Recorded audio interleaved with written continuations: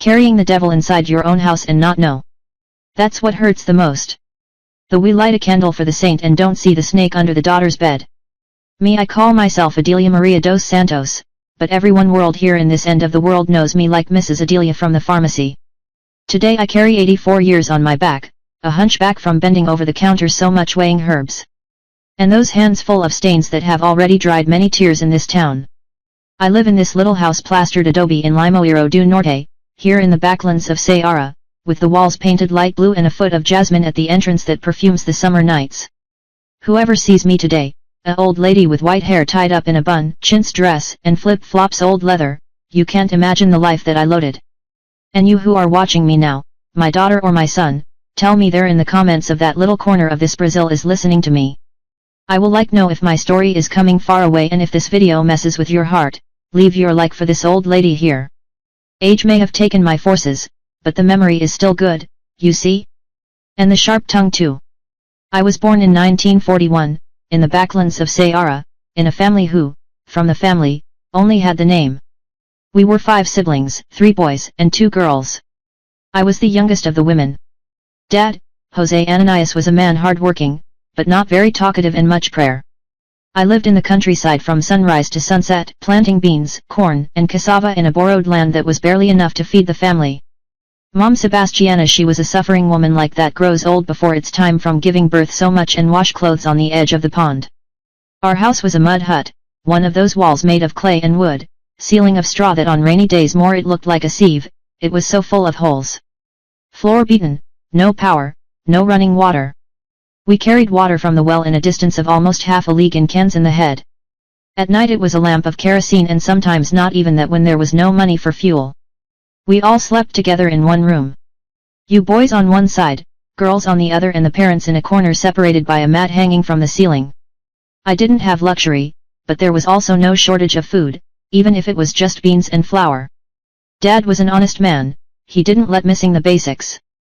My early years were like those of any girl in the backlands, helping mom with the chores home, fetching water, taking care of chickens, going to rural school when it was possible. I learned to read and write, something that many people my age don't even achieved. I liked to study, I dreamed to be a teacher one day, to have my own classroom. Everything changed when I turned 11. My older brothers, Antonio and João, had already left the house. One went to Recife to work at construction, another went to mining in Rondônia. Only Sebastian remained, who was 4 years older than me. With 15 years old, he was already a strong young man. I worked with my father on the farm. It was the Kodo mom, the one that had her name. Sebastian was different from the others. While my older brothers were closed, silent like Dad, he was talkative, smiling, helped around the house, always brought a fruit, a sweet that managed God knows how. Everyone I liked him. The girls of the village sighed as he passed by.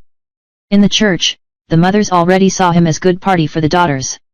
It was beautiful to face, with a smile that seemed like angel.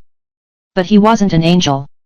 In the winter nights, when the cold hit in that backlands that boils during the day like ember, we managed as best we could under the patchwork covers that Mom sewed. Dad and Mom were sleeping early, tired from work. They fell into the bed like a stone in the well, in a heavy sleep of those who worked all day underneath from the hot sun. It was one of those nights that it all started. Sebastian, who was sleeping from across the room, came slowly to the side of my treadmill. I thought you wanted to talk, like the we used to do it sometimes, telling stories in a low voice so as not to wake them country. But that wasn't it.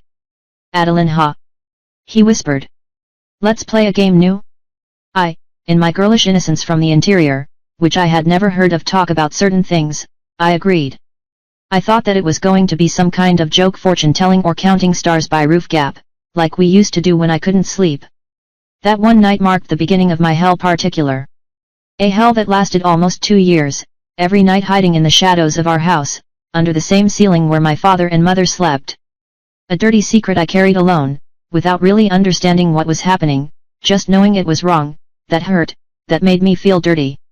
At first he said he was our secret, a joke of brothers. Then came the threat. If I told anyone, he would hurt them, Mommy.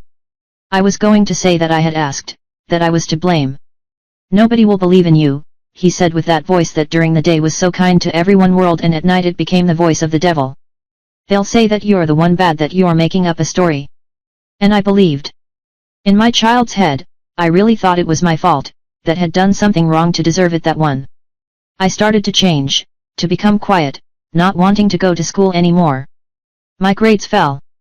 The teacher arrived at call mom to talk, worried because I, who was one of the best students, suddenly I didn't even want to anymore open your mouth in the room. What happened? In the girl? They asked. Are you sick? Okay, having any problem? Mom thought it was thing of age, that I was becoming girl, getting embarrassed. Dad neither noticed, always with his head in the concerns about the countryside, the drought, how would feed the family next year if the rain didn't come. I was wasting away like plant without water, lost weight, had dark circles under my eyes, I lived with pain in my body, I cried in secret when I went to get water in the well, away from everyone's eyes. I prayed every night, asking God that would take away that suffering, that would make my brother stop, that someone found out without me having to tell him. I tried everything. I started to sleep huddled in a corner of the kitchen, saying that it was hot in the room. But I thought. I pretended to have a fever, with stomach ache, anything for make mom let me sleep near her. It worked for a night or two, but soon everything came back. As I went growing up, that my body was changing, the things got worse. Sebastian was each increasingly violent, more demanding, no longer was content with touches, with threats whispered in the darkness. The fear that I felt so much about him that I started to thinking about running away from home, about throwing myself into dam, in anything that could end that terror. At school, the teacher Mrs. Jasira, a lady already old man who came from the city to teach for the boys on the farm, he noticed that something was very wrong. One day after the class, she called me. Adelia, my daughter, what's going on? You is not the same anymore. She's always scared with eyes on the ground. Someone is doing it any evil against you? I almost told everything there, in that little classroom dirt floor, with wooden desks old and the blackboard faded. The throat was scratchy with desire to scream the whole truth, but fear was bigger. Sebastian had friends all over part, you would know if I opened my mouth. And furthermore, the shame. How to count something like this? In my head, everyone was going to me blame, say that I was the bad one. History. It's nothing, teacher. And just tiredness. I'm helping a lot at home. Dona Jasira didn't believe it. I saw it in the eyes hers, but he didn't insist either. Perhaps she herself was afraid of what could find out or didn't know how to deal with something like that at that time and in that place where certain things were buried deep as a secret of family. The nights continued to be mind torment. During the day, Sebastian was the exemplary son, the loving brother who everyone admired. The night was mine executioner. The person who hurt me the most in the world was the same as everyone else loved, that the girls wanted to date, that the community respected him as a boy of future. My body was getting sick. I started having infections, fevers, without explanation. Mom took me to the healer. Finding that it was a curse, evil eye, or something else, any superstition. The woman passed by the herbs, said the prayers and looked at me with a strange expression, as if knew something but couldn't say it. This girl is carrying a weight that it's not hers, the owner once said. Nightingale, the most respected healer in the world place. There are bad things going on around the house of you, Comadre Sebastiana. Mom crossed herself 3 times, lit candles for the souls, made all the sympathies that I knew, but didn't advanced, because the evil was not in us spirits, it was not something from another world, it was something very local, made of flesh and bone, sleeping under the same roof, eating at the same table, using the same name as family. It was around this time, when I was almost 13 years old, when I discovered who was expecting a child. I did not know right what was happening to me, but my belly was growing, that my blood was no longer coming, that my breasts hurt in a different way. I hid it as best I could, wearing loose clothes, saying he was eating more because was hungrier. One afternoon, when everyone had left and only me and the neighbor closest, Mrs. Carmen we were in the yard shelling the beans, she looked at him seriously and asked suddenly, "Girl, are you drunk?" "No, okay?" The word fell like a stone, heavy, chubby, pregnant, waiting for the son. The shame was so great that I collapsed crying right there, unable to say one word. Dona Carmen who had raised 6 children and helped the midwife in more births than I could count, knew how to recognize the signs. Who did this to you, creature of God?" she asked, holding my thin shoulders, with calloused hands. "Was it some boy from school?" Some colonel's farm worker. I shook my head, unable to say true. But Mrs. Carmenha was not woman who gives up easily. He was asking, insisting, until finally between sobs and tremors, I told everything. The nights of terror, the threats, fear, shame, everything that had kept it inside me for almost 2 years. She hugged me tight, let him cry until he had no more tears. Then he looked me in the eyes with a firmness that I will never forget. It is not your fault, my daughter. It's not your fault, no way. That one wretch. But let's figure this out. Your parents need to know. The despair came back with force. No, Mrs. Carmenha, for God's sake. He's going to kill me, he's going to harm everyone. He won't do nothing, she said with certainty that only a experienced woman has. No, if you are not alone, this story ends today. Before continuing this story that hurts my soul just remembering, I want thank all of you who are helping me following along so far. If this video is touching your heart, help this old woman here to spread this message. Leave your like, subscribe to the channel and comment where in Brazil are you attending. Every comment, every registration is like a hug that reaches here and gives me strength to continue telling what many people prefer hide under the rug. In that afternoon, Mrs. Carmenha took me home from her, she gave me some tea to calm down and he sent his eldest son to call my father in the countryside. I didn't say why, just that it was urgent, a matter of life or death. The boy ran away and we stayed there waiting, I tremble like a green stick, she holding my hand, assuring me that everything would be resolved. Your father is right, man, she said. You'll be your side. I wanted to believe her, but fear was greater. My father, so quiet, so closed, how would you react knowing that under his own roof, the son who he was most proud of, he was doing that monstrosity with the daughter youngest? When my father arrived, sweating with land still in the hands and the hoe in the shoulder, my heart almost came out of my mouth. He entered the owner's house. Carmenha with her frowning face, worried, looking at me, sitting there, all curled up, her eyes swollen from crying so much. What happened, woman? Why did you send for me within such a hurry? Is the girl sick? Mrs. Carmenha took a deep breath, looked at me like who asks for permission and started to tell. No'd I start by choosing the words, then, when he saw my father's expression change from worry to unbelief and then to a rage I never had seen before, she told everything without roundups. I will not repeat the words, nor describe my father's reaction, as the truth entered him as a knife. I just say I saw a man break right there in front of me. I saw him grow old. 10 years in 10 minutes. I saw the pain, guilt, shame, and finally, a fury that seemed capable of igniting the world. When Mrs. Carmenha finished, there was a silence that seemed eternal. Then my father knelt down at my forward, took my hands between his, small hands in big hands and calloused. And for the first time in my life, saw father cry. Forgive me, my daughter. He said in a choked voice, forgive me for not protecting you, for not having seen, for not having noticed. I couldn't say anything. I just cried along with him. After a while, he got up, wiped her tears with her hands back of his hands and spoke in a voice that didn't look like his anymore. I'll get yours, mother. You stay here with Mrs. Carmenha. Don't leave this house for anything in the world until I get back. Got it? I nodded. Still unable to speak. He came out as a hurricane and Mrs. Carmenha locked the door behind him. Now it's time to wait, he said, sitting down next to me and taking my hand again. It will be difficult, but will pass. You are not alone anymore. The hours that followed were the most long stretches of my life. Sitting on that dirt floor kitchen, looking out window shutter, wondering what was happening in my house. Praying that no one would get hurt, so that somehow that nightmare could end. The sun was almost setting pudding when we hear loud knocks on the door. Dona Carmenha went to answer and there was my mother. The face marked by tears, red eyes, the body all shaking. She came in like a gale and hugged me so tightly that I almost ran out of air. My daughter, he repeated between sobs. My little daughter, why didn't you tell me? Why kept it yourself? I had no answer at that moment. How to explain fear, shame, the confusion. How to say no. I knew if I would be believed or not guilty. I could only hold on to her like when I was little and I was scared of storm. When we finally calmed down a bit, I asked quietly by my father and by Sebastião. The face of my mother changed, it became hard like stone. His father took him to the police station in Limoeiro, she said. Almost killed him before getting there. He just didn't kill because the neighbors held. It was only then that I knew what had happened after my father left Dona Carmenha's house.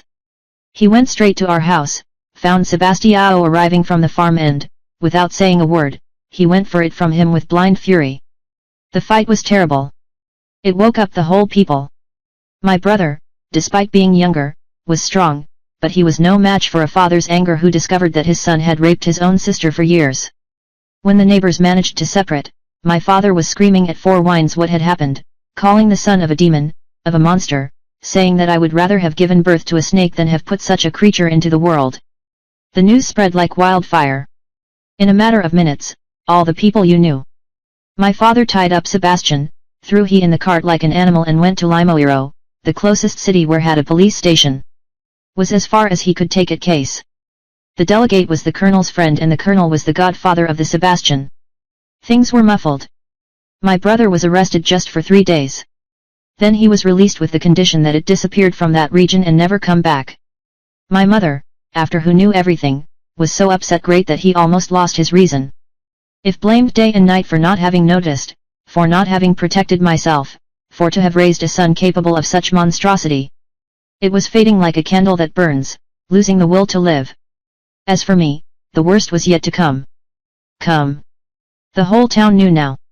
The looks, the whispers, when I passed, the feather mixed with something that it seemed like disgust or distrust, as if somehow I was also guilty.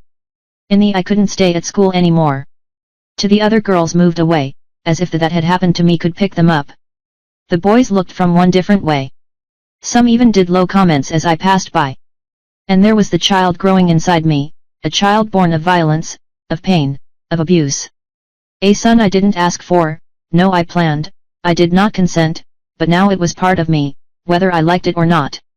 The following months were some of the most difficult that I have already experienced in life.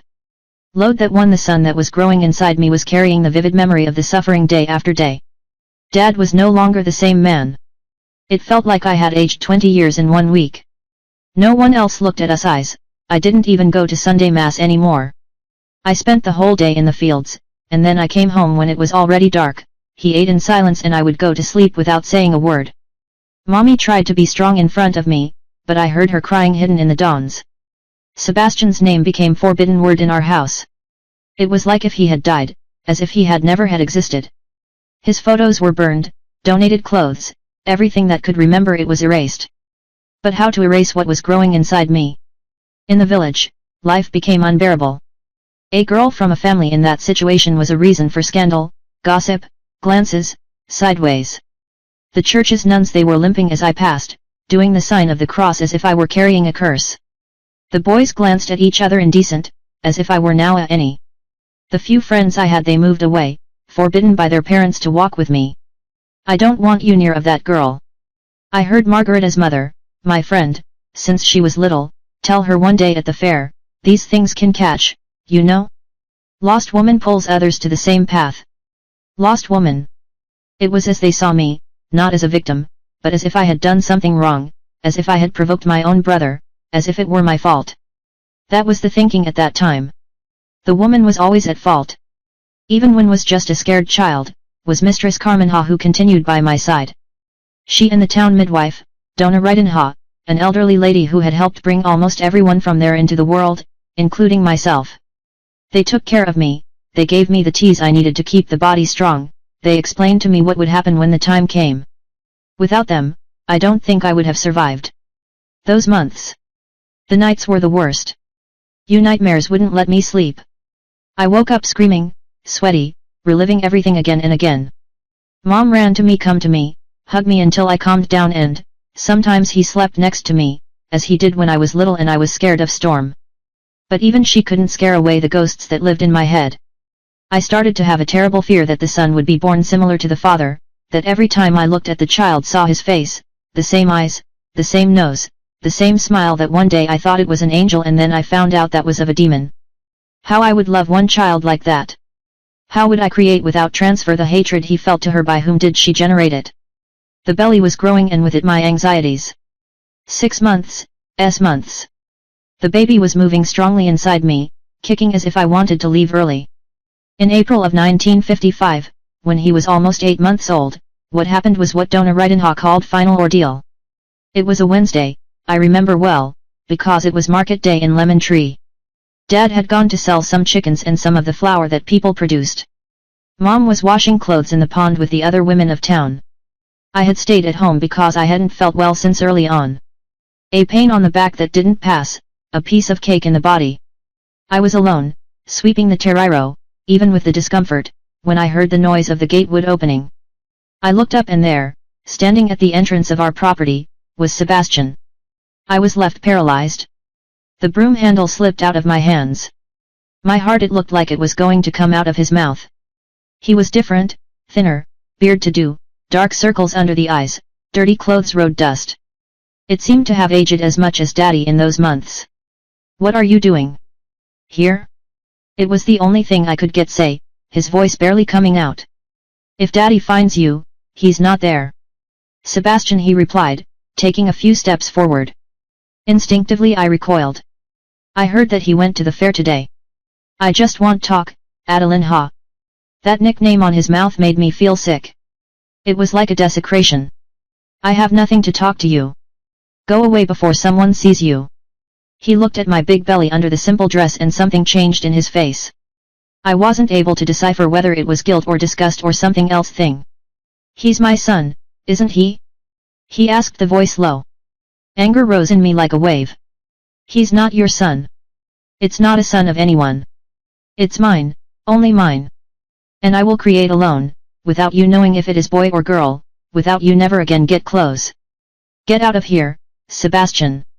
I didn't report you on that one time because I was ashamed, because I wanted no one to know. But now everyone already knows. I have nothing else to lose." He took another step towards me direction. "Adelia, I came to ask for forgiveness. I know what I did is unforgivable, but forgiveness?" I almost screamed. "You destroyed my life. Because of you, I can't no longer go to school, nor to church, nor nowhere without being looked at like a wretch. Because of you, Mom almost went crazy. Dad turned into a shadow of that was. And you come here to ask for forgiveness?" By this time, the tears were already flowing across my face. The back pain got worse, sharp, making me bend over a little. Sebastian noticed and came closer. "Are you okay? Do you want me to call someone?" "Don't come near me," I shouted, moving away until you feel your back hit on the wall of the house. "Go away, Sebastian, for the love of God, go away. And never comes back. If Daddy catches you here, he kills you and goes to jail for your cause." Something in my eyes, in my despair, must have caught up with him. Sebastian stopped, looked once more at my belly, then to my face and nodded slowly. "Okay, I'll go, but I want to that you know that not a day goes by without I regret what I did." He was sick, Adelia.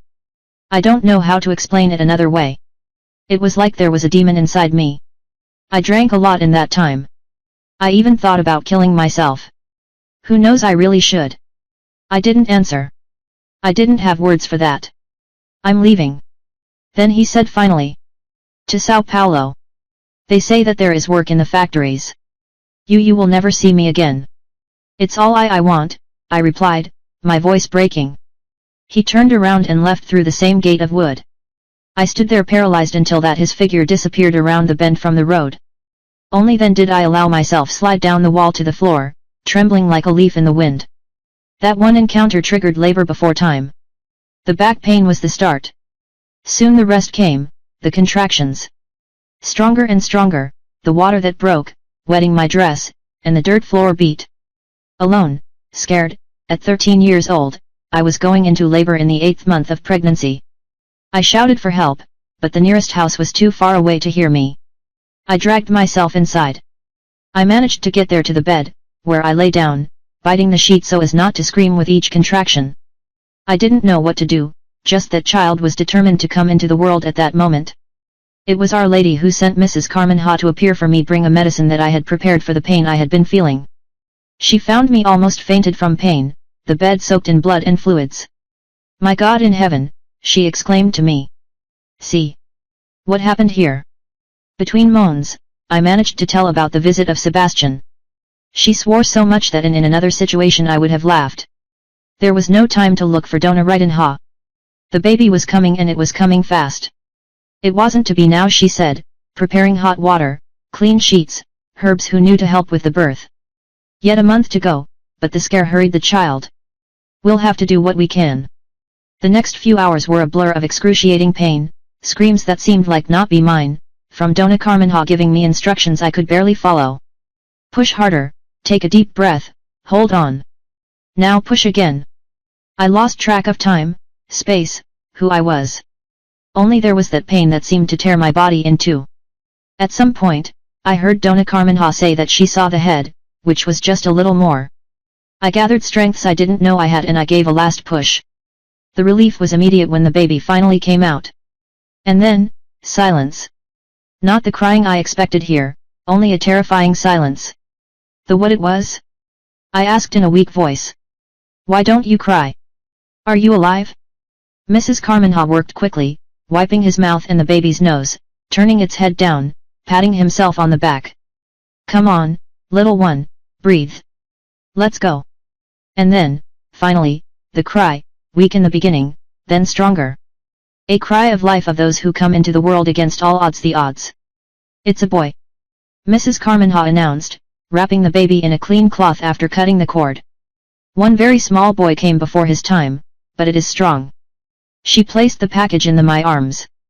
I looked at that little face, red and wrinkled, eyes closed with force, mouth open in tears. So small, so fragile. And something happened inside me, something I didn't expect. Love, an overwhelming, unconditional love, that overflowed like a flood, washing away all fear, all doubt, all the hatred he had carried during those months. Suddenly it didn't matter as he had been generated. It was mine son. My Francisco. I murmured, tears running down his face. It will be called Francisco, like the saint who spoke with the animals, who loved all creatures of God. A name of new beginning. When Mom arrived, hours later she found me still holding the baby, singing softly a lullaby that she herself used to sing to me. The look of her by surprise transforming into acceptance, then into love when he saw the grandson.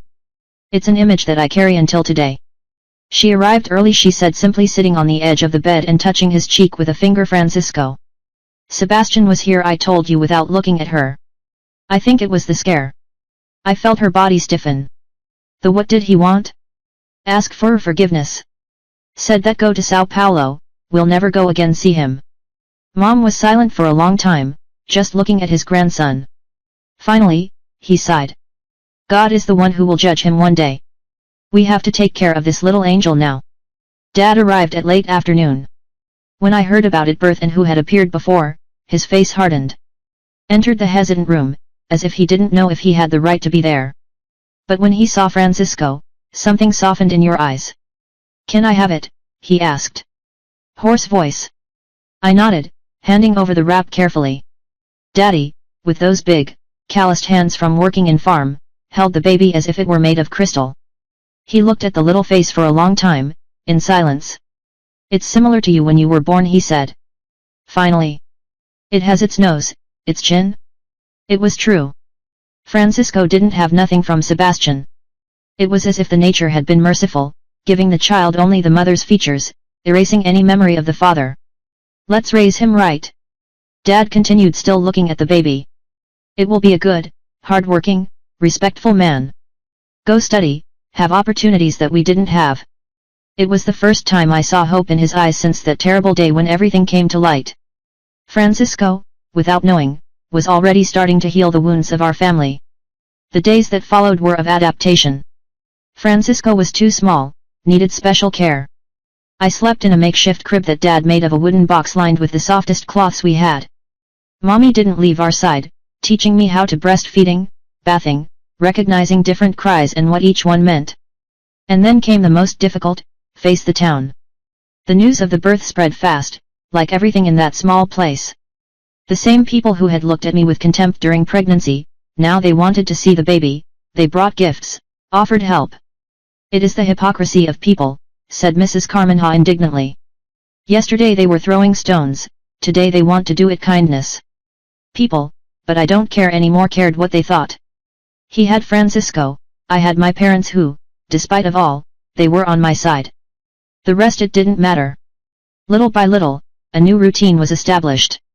Dad came back to talk more, smile sometimes when played with his grandson.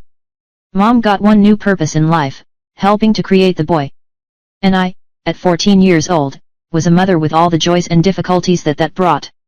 I didn't go back to school that year, nor the following year. Take care of Francisco took up all my time, and furthermore, the shame of facing the colleagues, the teachers, it was still too big, but I didn't want my life ended there. At night, after everyone was sleeping, I picked up the books, school supplies borrowed from a neighbor, and I studied alone by lamplight. If I couldn't go to school, school would come to me somehow.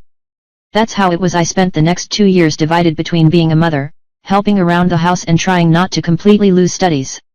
Francisco grew strong, healthy, a smiling boy who was the joy of home. Sometimes looking at him sleeping, I wondered if one day would have to tell the truth about how he came into the world. The idea to me terrified. In 1957, when Francisco was 2 years, something happened that would change the course of our history again. Mrs. Ridenha, the town midwife, appeared at home on a Sunday afternoon. It was a social visit to see how the boy was growing. Sitting in our living room simple, drinking coffee with brown sugar, she watched Francisco play on the floor with the wooden carts that Dad had done. "This boy is a blessing," she commented. "After everything you've done, past, my daughter, God gave you this happiness." I agreed, smiling when I saw Francisco trying to stack the carts. "Adelia," Mrs. Ridenha continued, the voice, more serious now. Have you ever thought about doing something with your life? Besides raising the boy? Don't get me wrong, Bad. Being a mother is the most important thing of the world, but you are young, intelligent, has his whole life ahead of him." The question took me by surprise. I hadn't thought far beyond the next day in the last few years. Surviving already seemed like a miracle enough. "I don't know," I replied. "Honestly. I wanted to finish my studies one day, who knows? But here in the village, that's exactly what I want to talk about." She interrupted. "I'm getting old. My hands are no longer as steady as before. You eyes don't see so well. I need someone to help me, to learn that I know before it's too late." I looked at she didn't really understand where she wanted to arrive. "I want you to be mine apprentice, Adelia, who learns the trade of midwife." The proposal was so unexpected that I was left speechless. Midwife, the girl everyone loves, had spoken, the unfortunate, the lost one. Why did I get to ask finally? "Why do you have the gift?" He simply replied, "I saw when your son was born, how strong you were, how faced the pain, and then how he took care of it of himself, being almost a child you same. There are people who are born with the gift of help bring life into the world, and you are one of them." I looked at Francisco, absorbed in his play, happy in his world of a child, where they did not exist judgments, shame, fear. "And what my father and mother will say? And the people from here? Your parents will understand. As for the people," she made a gesture of disregard for the hand, "you're going to have to swallow it. A midwife is respected. No matter what happened in the past. When you start bringing their children to the world, we'll forget everything they said." The idea started to grow inside me. Be useful, have a purpose, besides being mother and daughter, do something that mattered, that made difference in people's lives, and more than that, this, transforming my own pain into help for other women. "I can think?" I asked. "Of course." Mrs. Ridenha smiled. "But don't think too long. Those old bones won't be able to carry the weight of this knowledge for many years more." That night, after Francisco slept, I talked to my friend's country. Dad was silent, thoughtful, as always. Mom had 1,000 concerns. What if people don't accept it? What if it was too dangerous?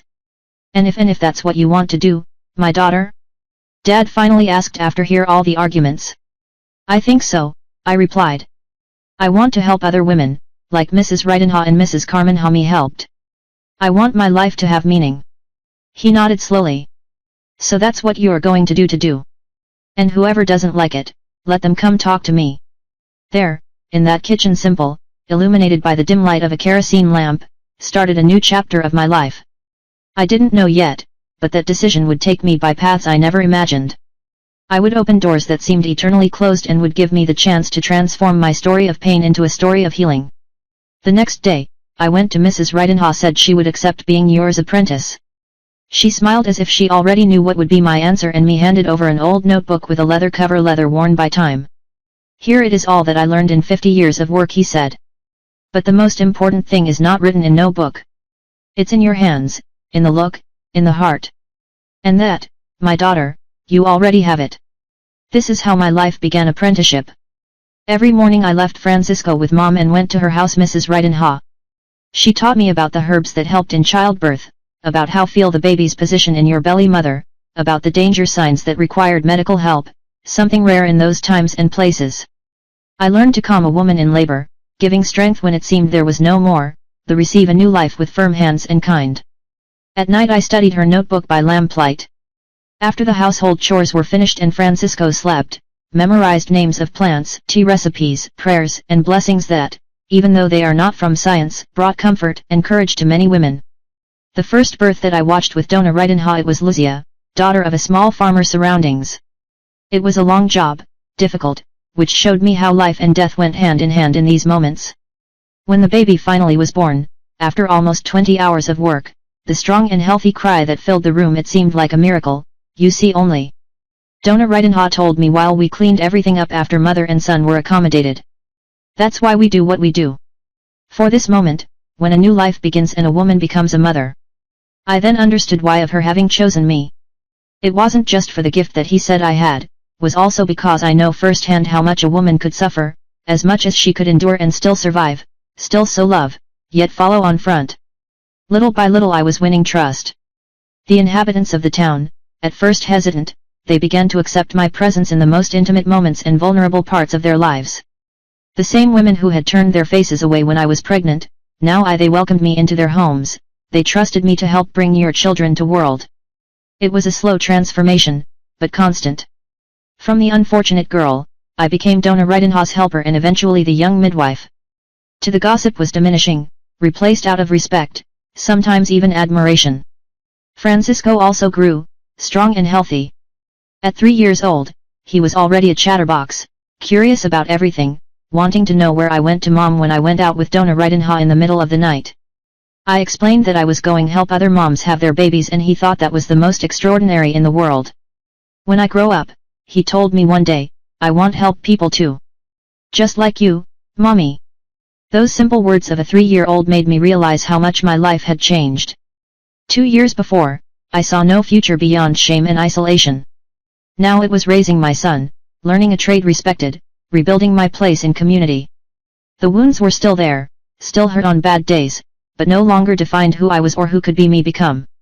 In 1960, when I turned 19 years old and Francisco was 5, Mrs. Ridenha called me for a chat. He would be sitting in her kitchen, with a kettle of coffee boiling on the stove firewood. She took my hands between hers, yours, wrinkled and marked by time. You've already learned almost everything I had to teach, my daughter, he said. Now you have to follow your own pathway. What do you mean? You're going to stop delivering babies?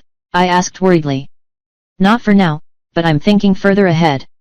This town is getting too small to the two of us and you need to see the world, learn things I can't to teach. She then told me about a cousin who lived in Limoeiro do Norte, nearest city. Was the owner of a small compounding pharmacy, where prepared home remedies, ointments, syrups. I was looking for someone to help, to learn the trade and eventually take over the business when she could no longer play. I sent a letter to her talking about you. She said that if you want to go there is room for you and for boy. I was going to earn a small salary, but they could live in the back of the pharmacy. And there is a good school for Francisco. The proposal was tempting and frightening to same time. Leave the town where I had born, where he knew every inch of land, every person. Go to the city, even if small, start a new life alone with my son. What about my parents? I asked, already feeling the pain of the possible separation. You will understand, Mrs. Ridenha assured. Your mother will miss you, grandson, of course, but it's for the greater good. And Limoeiro is not that far away. He can visit whenever you want. I asked for time to think, to talk with my country. When I got home and told them, reaction was more positive than I was waiting. It's a good opportunity, my daughter. Dad said to my surprise, here in this end of the world there is no future for you, nor for the boy. In the city you can study, you can grow in life. Mom cried, of course, but also did you understand? Just promise that you'll come to us visit, who doesn't forget us? As could I forget? You are my strength, my safe haven. And so, one morning of September 1960, with a bundle of clothes, the recipe book that owner Ridenha had given me and my 5-year-old son years, holding my hand tightly, I climbed up Mr. Geronimo's truck, which did the transport from the village to Limoeiro once a week. I left behind the place where I was born, where I suffered, where I started to rebuild. Ahead, a path uncertain, scary, but full of possibilities I never imagined would have. When the truck caught the dirt road, I looked back a last time. Mom and Dad were there holding hands, waving. Dona Ridenha, one a little further away, erect as always was, even at an advanced age. Several other people from the village had come to say goodbye, many of the same ones that had turned their faces away from me years before. You'll come back, won't you, Mommy? Francisco asked, feeling my emotion. Yes, we will, son, but now let's get to know a new place, start a new life. You go to school, make friends, learn many things. He smiled. That innocent smile of child who does not yet know pain of the world. It's going to be an adventure. I agreed, wiping away a tear. Stubborn. A great adventure. The dust of the road rose behind the truck, covering the past that we left behind. Ahead, the city from Limoeiro do Norte and everything it represented. A new beginning, a second chance, a promise that no matter how much dark as the night may be, the day always he comes. The arrival in Limoeiro do Norte was like entering a new world. For whom came from a village, where the only street it was land and electric light only existed in the imagination, that little town of interior of Ceará looked like the capital of country. There were pavements on the street's main, light posts, some houses 2-story, busy commercial area, to a square with a bandstand, where he played music on Sundays. Francisco looked to everything with wide eyes, pointing and asking 1,000 questions that I barely had time to respond. Mommy, look at this big house. Mommy, there's light in posts. Mom, that's a car. True? Dona Josefa, Dona's cousin Ridenha was waiting for us at the door. Pharmacy. She was a lady in her 60s. Years old, widow, thin as a twig, white hair tied in a severe bun, but lively and perceptive eyes that seemed to see beyond appearances. So you're Adelia, she said to me. Examining from top to bottom. Ridenha wrote speaking very highly of you. Said he has blessed hands for the delivery and a good head to learn. Yes, ma'am, I replied shyly. Thank you for the opportunity. She is lowered a little to be at the height of Francisco, who was hiding behind my skirts. And it must be Francisco, a handsome little boy. How old are you? 5. He replied in a low voice, still suspicious. Age to start school? There's one right here. I'll go to you enroll on Monday. You will like it of having friends your own age. The pharmacy was small but well organized, with shelves full of bottles of glass, containing dried herbs, powders, roots. The strong smell of plants medicinal permeated everything. In the background, a door led to a laboratory improvised, where Dona Josefa prepared their potions, ointments, and syrups. More behind there is still a small apartment with 2 bedrooms, living room, kitchen, and a bathroom. Luxury we never had in town. This will be your place. She explained, showing the space. It is not big deal but it's clean and it's better I sing a lot out there. It was more than I never dreamed of having. A place of ours with real bed, gas stove, shower. Francisco ran from one room to another, delighted mainly with the tap that gave water when it opened.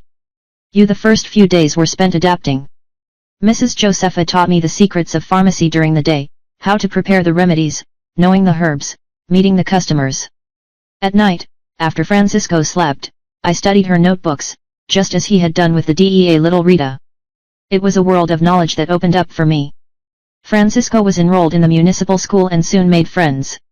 He was a smart boy, cheerful, who won everyone over with your simple and curious way. You teachers soon noticed his intelligence and interest in studies. Your boy has a future, said his teacher on the first meeting with country. Learn fast, ask questions that even surprise me.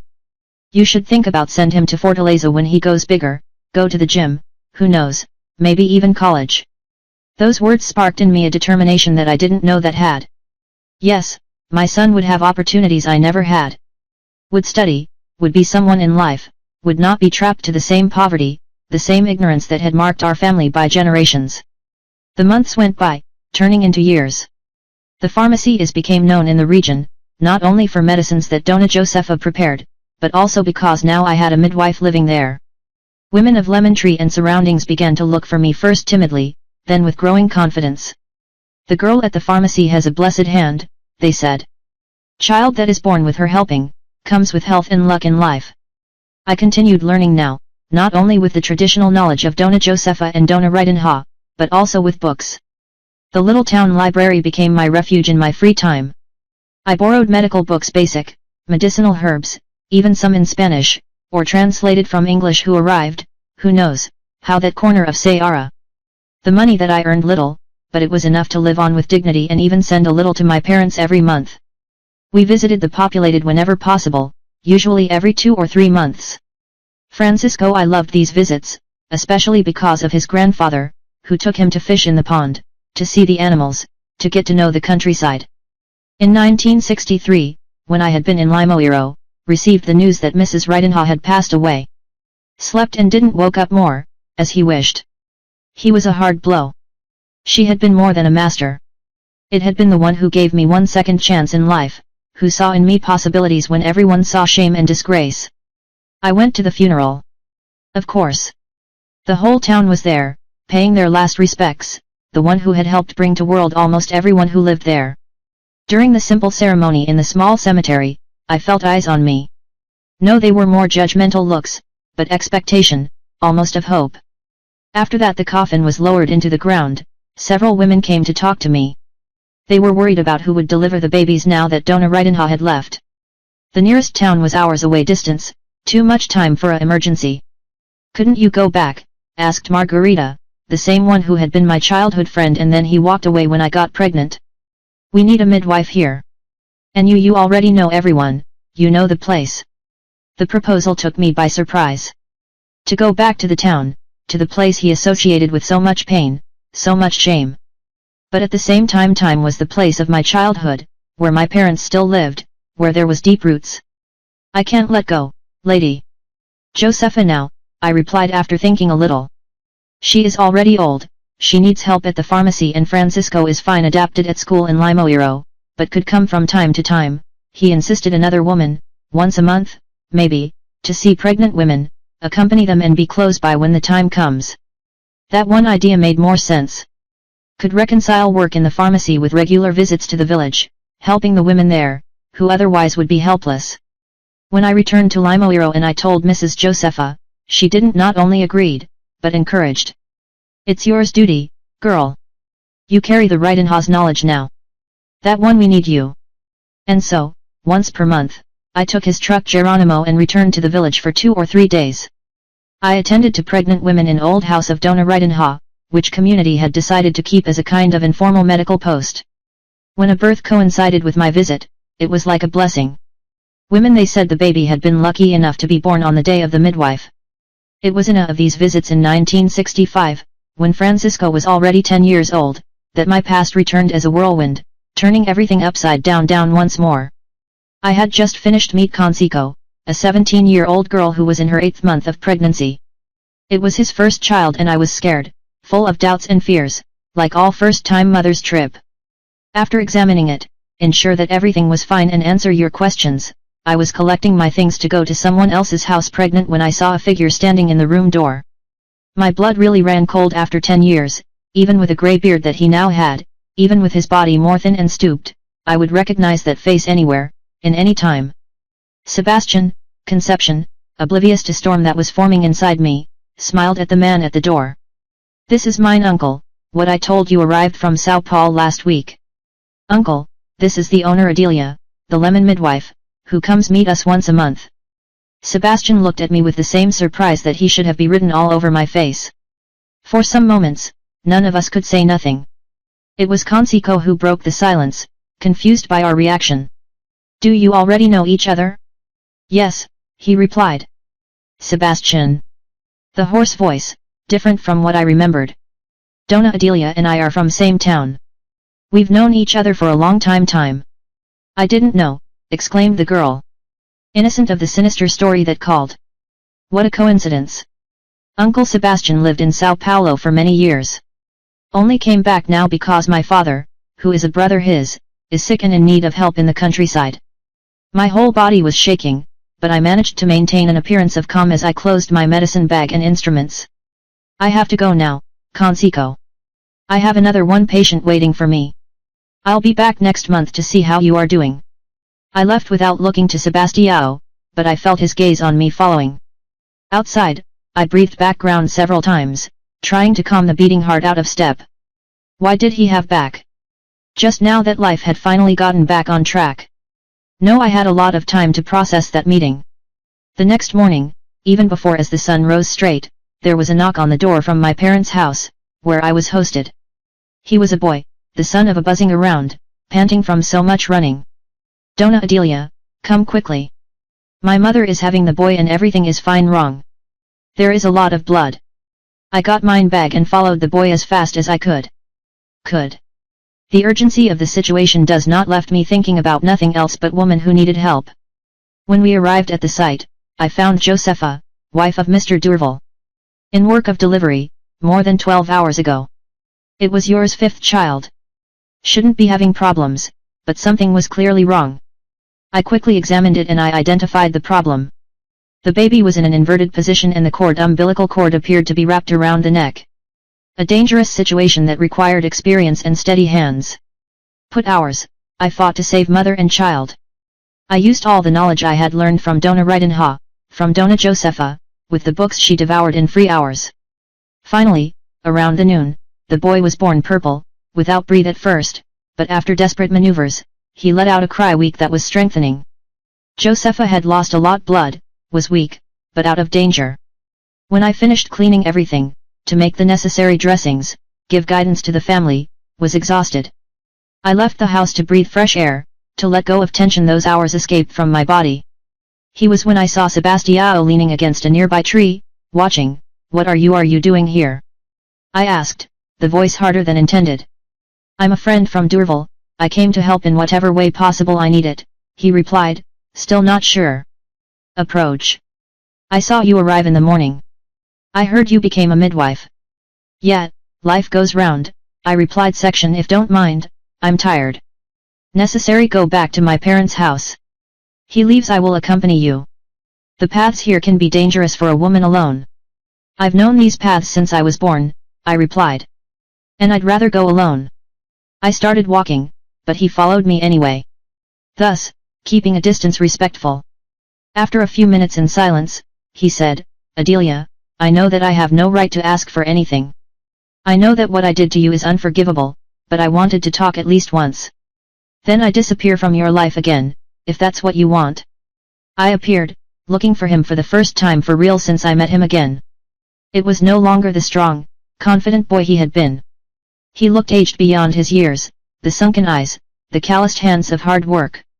What do you want, Sebastian? What can you have to tell me? After all these years? I want to know of my son, he said simply. How is he, if he is well, if one day can I meet you? Anger exploded inside me, like a super boiler heated. Your son? Your son?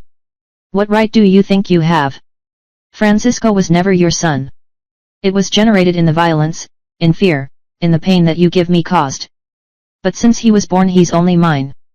And son of my love, of my sacrifice, of my tears and my sweat. It's nothing to him. Nothing. Sebastian recoiled as if he had been slapped.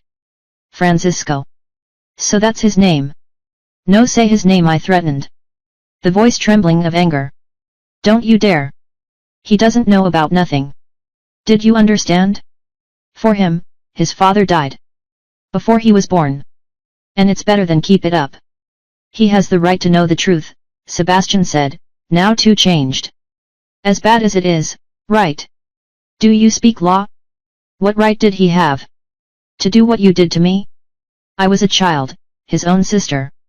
We were stopped in the middle of the dirt road, shouting at each other, releasing a decade of repressed feelings. No, we noticed that someone was approaching until hear a voice we knew well. Mom, what's going on? Who is it, this man? Francisco was there, a few meters away, looking with confusion from me to Sebastian and from come back to me. He had come looking for me, worried, because it took me longer than expected. Time seemed to freeze. The blood drained from my face. Sebastian paled equally, seeing through first time the son he had born in violence. "It's nothing, son," I achieved say, trying to appear calm. "Just one discussion about a medicine." Already we were finishing. Francisco if approached more suspiciously. It was no longer an easy child to deceive. With your 10 years old, he was observant, perceptive. "You were screaming." I heard my name. "This is an old friend of the family," I improvised, my heart beating so fast that I thought he might hear. "Sebastian, he met your grandfather and your grandmother a long time ago." Sebastian, understanding my despair, he nodded. "And true, boy. Your mother and we have known each other since we were children. I was out for many years in Sao Paulo. I just came back recently." Francisco looked at him with curiosity, then to me. Then said something that chilled me to the bone. "You look like me." It was true. Now who were face to face, the similarities were undeniable. The format of the face, the straight nose, even the way of tilt his head when he was curious. Gestures and features that I have always attributed to coincidences or my own family, but which were his, of Sebastian. Many people in the village it seems. I tried to change the subject. The voice betraying my nervousness. "Here everyone is related one way or another. Come on, Francisco. We have to go back to Grandpa and Grandma's house. It's already done getting late." I took his hand, practically dragging him along the way. Sebastian stayed behind, standing still like a statue, watching his son walk away. During the entire walk back, Francisco bombarded me with questions. Who exactly was that man? What were we discussing? Why never had heard of him before? I replied evasively, saying it was just an old acquaintance, that the discussion was about an adult subject that is not it was important, that we didn't talk his because he had been gone for many years. Lies built on hurries, which sounded false even to me. When we arrived at my parents' house, Francisco was still suspicious, but the excitement of telling grandfather about his exploration of the surroundings of the site soon took precedence. I breathed a sigh of relief with the postponement of the storm that felt like approaching. That night, after Francisco slept, I told my parents about the meeting with Sebastião. Mommy cried silently. Dad, whose hair had turned white completely in recent years, tightened fists until the knuckles are whites. "He has no right, Daddy," he said. The voice is low, but full of emotion. "You have no right to return, disrupt the life you have built, confuse the boy. He wants to meet Francisco." I counted. "Says the boy has the right to know the truth." "What true?" Mom asked, wiping her tears. "That the uncle himself abused the 12-year-old niece." "What kind of truth is this for a child to hear?" "I don't know what to do," I confessed, feeling the weight of the world on my shoulders. Francisco already noticed the similarities. "It's smart, go put the pieces together eventually." We stayed in silence for a long time, each one lost in his own thoughts. Finally Dad said, "I think you need to talk to him, to Sebastião, make it clear that you will not allow he approaches the boy, who is not there space for him in your life. And if he insists, if he threatens to tell everything Francisco, then you tell me first." Mom surprised me by saying what no one else of us wanted to consider. "From yours way, in your time, with your words, it is better that the boy hears from you who of a stranger." The idea of tell Francisco the truth about his conception terrified me. How to explain something like that to a child? How to do it understand without destroying your innocence, your trust in the world, your own identity? I barely slept that night, tossing and turning in bed, trying to find a way out where there seemed to be none. In the morning I made a decision. I needed to face Sebastian one last time alone time, without the presence of Francisco. I found out where he was staying at the house of João, his brother and Conseco's uncle, a few kilometers away of the village. I left Francisco with my parents, saying he was going to visit a patient, and I walked over there, the heart heavy, more determined. When I arrived, Sebastian was alone, sitting on the porch of the simple house, like if you were waiting for me. "Perhaps we're really, Adelia," he said if getting up. "We need to talk." I went straight to the point. "About yesterday, about everything." He nodded, indicating the bench of wood next to him. I sat down, keeping their distance, hands clasped tightly lapped to control the tremor that I invaded. First, I want to make it clear, you have no rights over Francisco. Never had, never will. It's mine, son, only mine. I know that, he replied, surprising me with the agreement. I do not intend to claim nothing. How could I after what I did? Only I wanted to know what he is like, how he is growing. That's the only thing I ask. I looked at him, trying to see beyond of the aged appearance, trying understand if there was sincerity in those words or if it was more of a manipulation, like so many that had been used against me in the past. Why did you come back, Sebastian? After so many years, Sao Paulo became too small for her sins. He lowered his eyes, his big hands and calloused, holding an old hat that spun nervously. My brother is dying. Liver cancer. The doctors gave a few months. He sent for me. I wanted to make peace before I left. He paused. He took a deep breath. I did not know that you came here regularly. No, I knew I would find you, much less to Francisco. What did you expect? That I would disappear into the world, that I would hide my son as if he were a shame. No, Sebastian, I faced everything, the prejudice, the looks, the gossip. I built a life for the two of us, one good, honest, dignified life. What did you do? All these years? It was a question rhetoric. I didn't really expect that answered. But he replied, me I lost. I drank a lot in the early years.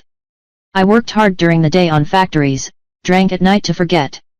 I almost killed myself like that. Then I met one priest of those who work with the poor in periphery. He helped me stop drink, to find meaning again. I started working with him, helping other men with problems like mine. How noble, I commented ironically, if redeeming, helping alcoholics while I created it alone. The son you gave me forced to have. I'm not justifying myself, Adelia, he said in a tired voice. It does not have justification for what I did. It was sick, yes, but I also knew what was doing. It's my fault and mine alone. I've carried this all these years. I will carry it until I die. I just wanted to know that I'm not that person anymore, monster. Not that it makes any difference to you. And rightly so. We remained silent for a while. The birdsong and the wind in the leaves of the trees, the only one sounds around. What do you want now, Sebastian? In truth? He thought for a moment before responding. I wish I could go back, do it differently, but how I can't. I wanted to at least know that okay, the boy is fine and wanted offer redress in some way. No, it's money. I know you earned your independence, but if you need anything, I don't need anything from you. I cut it. I never needed it. I will never to need. What I need is for you to keep your distance from me and mainly from Francisco. What if he asked yesterday? He noticed the similarity. Children notice these things. It was the question that I feared, that had me kept awake all night. I go tell him one day, he finally said, when you think you are ready to understand. But in my way, with my words and without you around to confuse his head even more. And how will you explain? We'll say that the own uncle he was unable to complete the sentence. I don't know yet. Maybe never find the right words, but it's mine responsibility, not yours. Sebastian nodded slowly. I understand and respect your decision. I just want you to know that if one day, when he is an adult, if he want to know me, know the truth complete, even the worst of me, I will be available to answer for my actions, to face his contempt, for what if necessary. I got up, feeling that the conversation had come to an end. No, count on it. If it depends on me, you will never cross his path again. I was about to leave when Sebastião spoke again. He looks like me, but it has your spirit, Adelia. Your eyes, your strength, is more yours than mine, 1,000 times more. I didn't answer. There was no what to say. I left there feeling a weight strange in the chest. It wasn't forgiveness. Never could be. But maybe a first step towards some kind of resolution. On the way back to my parents' house, I thought about everything that had happened in life since those nights of terror. As I had survived, rebuilt, grown, like the same tragedy that almost got me destroyed had somehow mysteriously gave me strength I didn't know that had. When I arrived, Francisco was in the backyard, helping his grandfather fix a fence. I watched him for a moment without them seeing me. So alive, so full of possibilities. My son, just my. At that moment, I made a decision. I wouldn't tell him the truth now, either. So soon. But one day, when it was more old man, when I could really understand, he would not hide his past. Because that past, however painful whatever it was, had brought us there. Had forged who we were for good and for evil. The next day we returned to Limoeiro as planned. Francisco still asked some questions about that man who looks like me, but with less insistence. Other things already occupied your child's mind: school, the friends, the books. I devoured hungrily of knowledge. On subsequent visits to the village, I didn't see Sebastião anymore. I learned from Conseco that he had gone to Sobral, a larger city, where the brother was undergoing treatment. I breathed relieved. Maybe the storm had passed without causing further damage, but in deep down I knew that nothing was really resolved. The past had resurfaced for a brief moment, reminding myself that is never completely buried, that is always there, waiting for the moment right to return to the surface.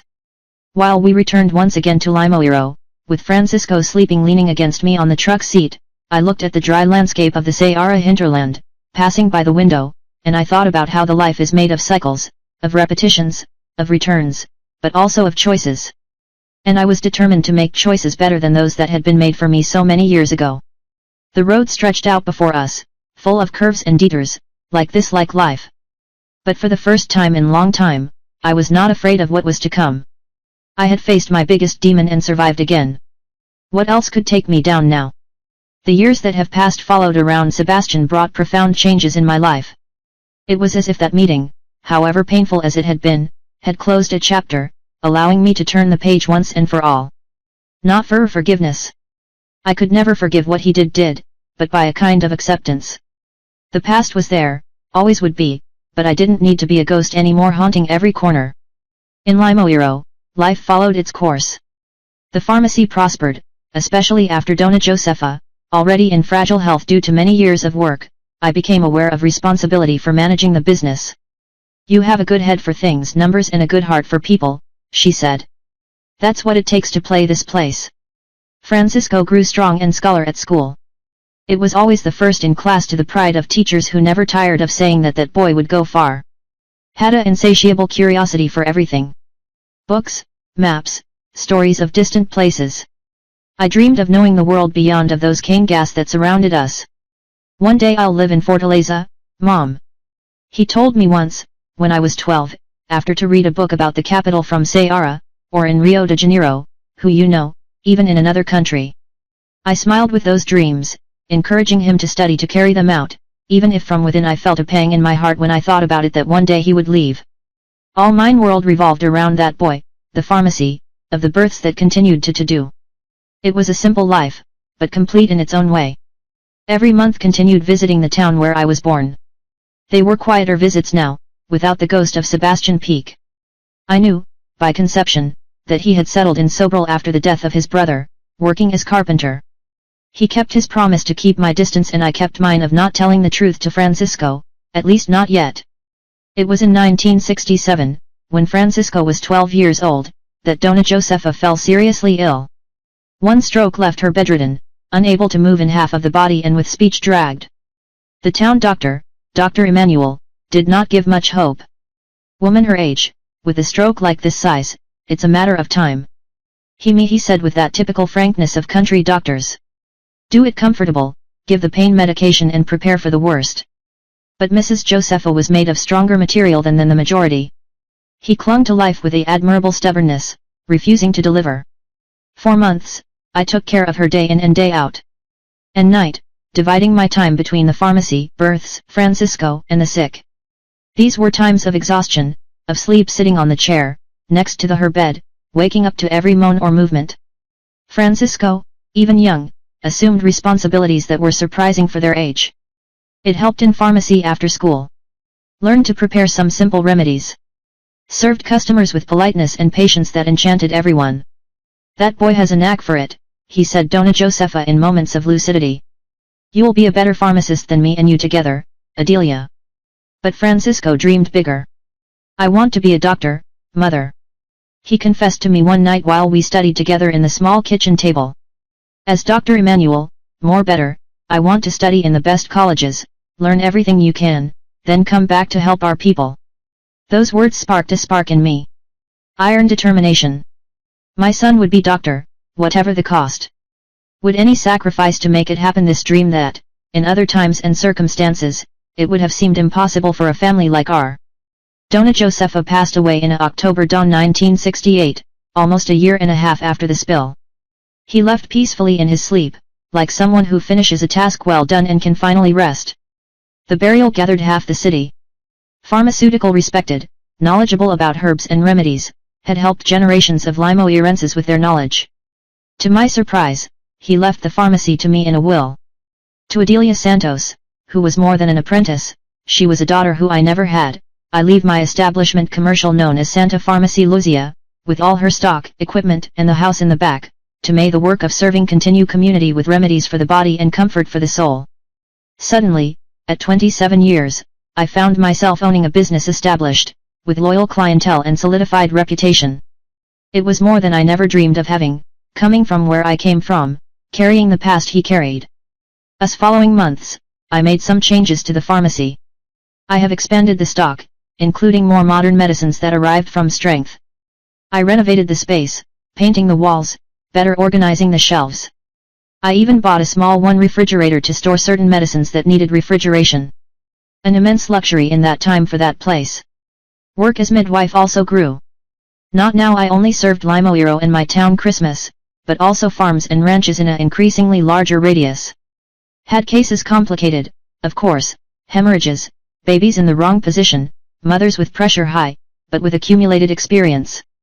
And the books I continued to study could solve most of them. Those who don't could direct him to the hospital in Rusas, the nearest, larger city. Francisco, now a teenager, continued shining at school. At the age of 14, in 1969, was selected for a scholarship studies at the best Russian school. One rare opportunity that meant that would have to live there during the week, returning home only on weekends week. The decision to let him go was one of the most difficult times of my life.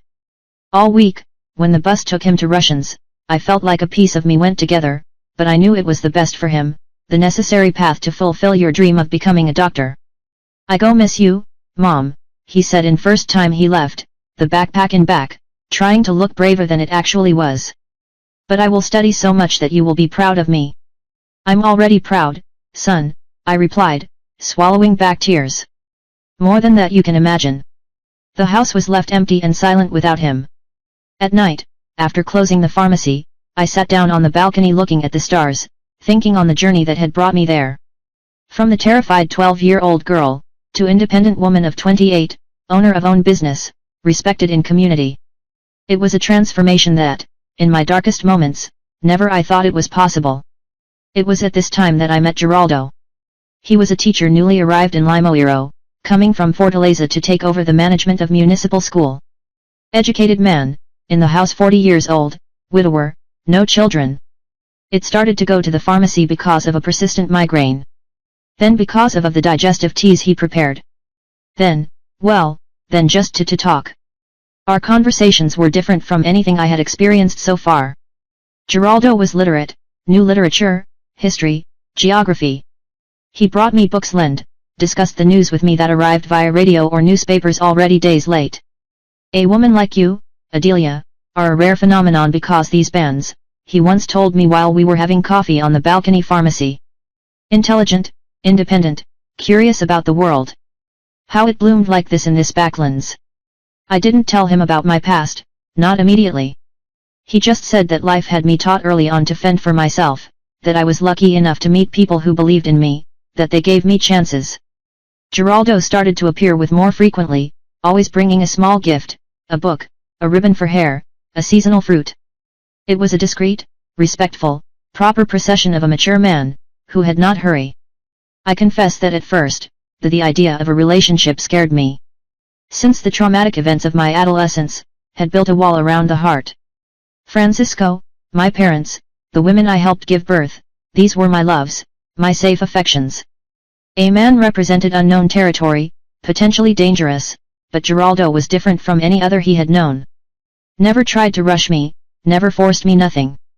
He seemed genuinely interested. What I thought, what I felt and, more important, respected my independence. I'm not looking for someone to take care of me or to take care of me serve, he once said, when we finally had the talk about where that friendship was going. I've had this at my wedding and it wasn't enough. I'm looking for a companion, someone with whom you can share life, ideas, dreams. Someone like you, Adelia? Francisco, returning from Russian weekends during the week, I watched that approach with teenage curiosity. That teacher is interested in you, mother, he commented with the frankness of your 15 years. Do you like him too? I enjoy his company, I replied. Cautious. But I don't know if I want something more than friendship. It's always been just us two, right? Doesn't mean it always has to be like that, he said, surprising me with maturity. You deserve to be happy, mother. Not just like my mother or like pharmacist or midwife, but as Adelia, as a woman. Those words stayed with me, echoing in my mind for days. At some point in the journey I had forgotten about that also she was a woman with the right to dreams own, to desires, to a future that included more than just work and maternity. In 1970, when Francisco turned 15 and I was 29, Geraldo proposed. It was on a Sunday after Mass as we walked through Limoeiro Square. Did not kneel, didn't make a scene, just held on my hands, looked into my eyes and asked if I would agree to build one life with him. I asked for time to think. It was not a simple decision. There was Francisco to consider, even if he had already given his tacit approval. There was the pharmacy, my job as midwife, my independence hard conquered, and there was, of course, my past, a past that Geraldo was unaware of and that at some point I would have to reveal whether wanted an honest marriage. For weeks, I struggled with this decision. I consulted my parents, who were already elderly, but still lucid. Daughter, if he is a man good and makes you happy, it doesn't leave the fear of past steal your future. Mom said, always wise in her simplicity. I also consulted Francisco during one of his weekends in home. Mom, you've already sacrificed so much. Your life for me. Now it's time to think in you. Furthermore, Professor Geraldo, it's cool. He helped me with the subjects for the entrance exam at the College of Russians, remember? I finally took my decision, but before giving the answer to Geraldo, I knew I had to tell truth about my past. If he backed down after that, it would be painful, but better than building a marriage about secrets and lies. One night quiet of June, after closing the pharmacy, I invited him for a coffee. Sitting in the small back room, I gathered all the courage I had and started telling about Sebastian, about the abuse, about pregnancy, about how Francisco had been conceived. Geraldo listened in silence, his face serious, but without judgment. When I finished, exhausted emotionally, I waited for him to get up and leave, that he reconsider your request, that you see in me someone too damaged to love. Instead from that, he came closer, held my hands between his and said the words that never I will forget. Adelia, what happened to you are a tragedy that no girl should experience. But what did you do after? How did you survive? How did you create your son? How did you build a dignified life?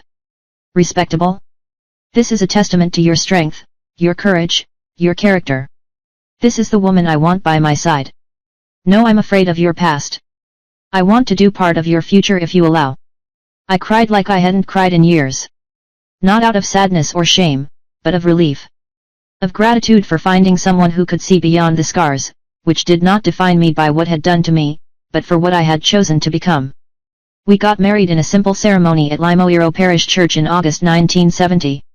Francisco was my godfather, proud in his first purchased suit especially for the occasion. My parents came from the village, brought in Mr. Geronimo's truck. See you Ma'am Carmen Ha, already old but still strong, did question of being present. Geraldo if moved to the back house of pharmacy, which we expanded with another one room. Our life together began without big changes in routine. He kept driving to school. I continued with the pharmacy and deliveries, but there was now a company in the nights, a person to share with the joys and worries of the day, one hug that was waiting for me when I returned exhausted from a difficult birth. Francisco accepted his stepfather without reservations. Both developed a relationship based on mutual respect and interest shared by the studies. Geraldo the helped with the more difficult subjects, borrowed books from the small library that he had brought from the fortress. Discussed with him about politics, science, the future of the country. Your child has a mind brilliant, Adelia. Geraldo told me often. Will accomplish great things as long as you have the opportunities right. and we worked together to ensure these opportunities. The pharmacy prospered, allowing we saved for the future of Francisco. Geraldo, with his contacts in educational world, researched universities, admission requirements, scholarship possibilities. In 1972, when Francisco was 17 years old and I was in my last year of high school in Russians, we received the news. Had been approved for the medicine course at Federal University of Ceará, in strength. The joy was immense, but came accompanied by a concerned practice. How to keep it in the capital? The expenses would be much higher than in Russian. Geraldo, always practical, already had a plan. I have a cousin in Fortaleza that rents rooms for students.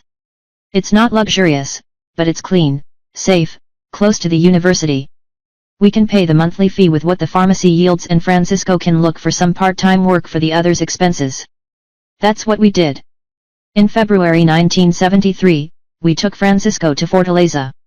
I, Geraldo, my parents who are already very old, all cramped in rural wilds de São Geronimo with suitcases and boxes tied together in the luggage compartment. The farewell in the small apartment, which would be your home for next few years, it was exciting, especially for me.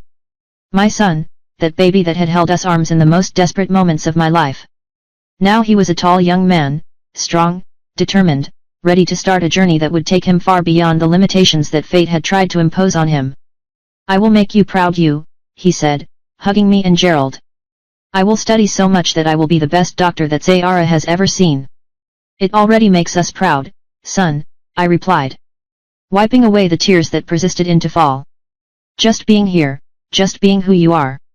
The return to Limoeiro, São Francisco, it was painful. The house looked like empty, too silent, but there was comfort in the routine, in the work that kept demanding my attention and energy, and in the constant presence and Geraldo's love. The letters of Francisco arrived regularly, telling about the classes, the teachers, new friends, discoveries in a big city.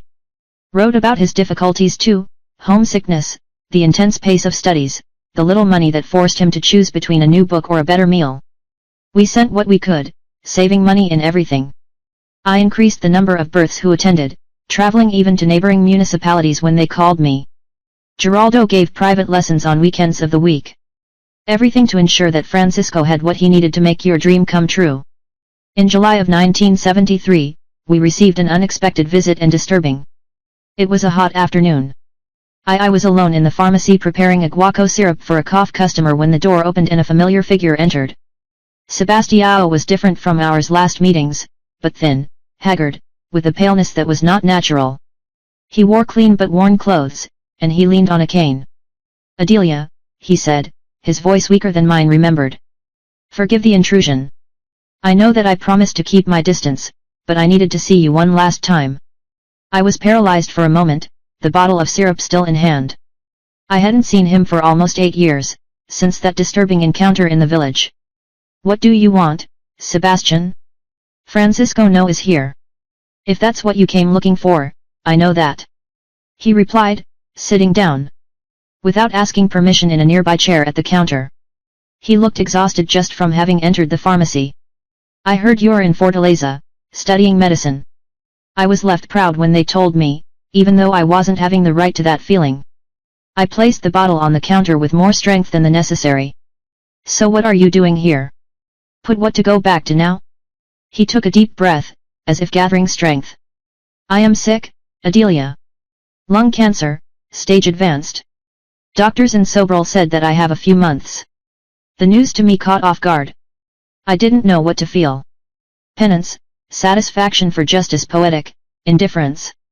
I found out it was a confusing mix of all of these. I feel much, said finally, by force of habit.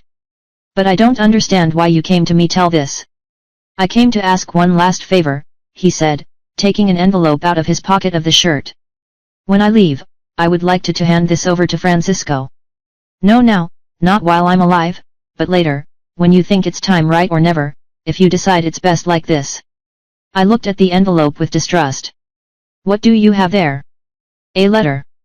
Explaining who I was, what I did, asking forgiveness, not that I deserve it, also counting some things about our family that maybe you'll want to know one day.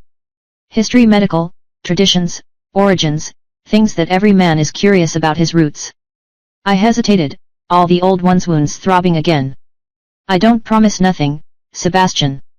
I don't know if someday I'll tell him, much less give him away a letter from you. I understand, he said, placing the envelope on the counter. The decision is yours, as it always has been, and should have been. I just ask that you keep it for precaution. If one day he knows truth and want to know more, you will have something of me. If not, it may burn when I is dead and no one will ever know. I took the envelope reluctantly. I didn't promise nothing, but also not refuse. Sebastian stood up with difficulty, leaning on the cane. You have built a good life, so I see? He commented, looking around the organized, prosperous pharmacy. Married again? I heard something about a teacher. Yes, I replied. Section. Geraldo, we are together for 3 years. He knows about me, about what happened. You know, I told you everything. Before we accept. I have no secrets with my husband. Sebastian nodded slowly. He must be a man and so much to accept something like that, to see you as you deserve to be seen. He is, I confirmed without elaborating further. A silence, uncomfortable feeling settled between us. Finally he moved towards the door. I won't bother you anymore, Adelia. This is the last time you see me. I just wanted to who knew that not a single day passed without that I would deeply regret harm I have caused you. I know there isn't forgiveness possible, I'm not even asking for it. Only I wanted to say before I left. I fought with the contradictory emotions that I invaded. After all those years, there was still a scared little girl inside me, who shrank in his presence. But there was also the adult woman, who had survived, built a life, found some measure of peace. What God have mercy on you, Sebastian, he said finally, because I don't know if I ever will. He lowered his head, accepting those harsh words. It's fair, more than I deserve it, actually. He opened the door and, before leaving, he looked at me one last time. Goodbye, Adelia, and thank you for creating a better man than I ever was, or could be. After the door closed behind him, I stayed for long minutes standing, holding the envelope, feeling the weight of past decades, of choices made, of the paths taken. I finally put the letter in a drawer locked at the back of the pharmacy, along with important documents. No, I knew if I would ever give it to Francisco, but he didn't have the courage either to destroy it. Some decisions need of time, of emotional distance. This would be one of them. That night I told Geraldo about the visit. He listened to me with your usual patience and understanding. What do you intend to do with the letter? He asked after I finished. I don't know, I confessed. Part of me wants to burn it right now. Another part thinks that a day Francisco may have questions that only this letter can answer. You don't need to decide now, he said, putting his arm around mine shoulders. Keep it and let time show the way, as he has done with everything in life. 3 months later, we learned that Sebastião had died in Sobral. No, I went to the funeral. I didn't send flowers, no, I went into official mourning, but that night, alone on the balcony, while Geraldo I slept, I allowed some tears fell, not because of him exactly, but for the girl I was, for the horror that I lived, along the long road that I had traveled since then. It was a cry of closing, turning a page definitely. The following years were of continuous work and satisfaction growing. Francisco stood out in medical school. Came to visit us on vacation, I shared stories of your classes, your first contacts with patients in hospitals, university students. Grew not only in knowledge, but in compassion and understanding of human suffering. In July 1976, sad news. My father died at the age of 79, a man who had been my safe haven, which had become guilty for not having protected, but then dedicated each day to ensuring that I could move on. At the funeral, Francisco was by my side. Now, one young doctor almost graduated holding my hand as I had held his so many times.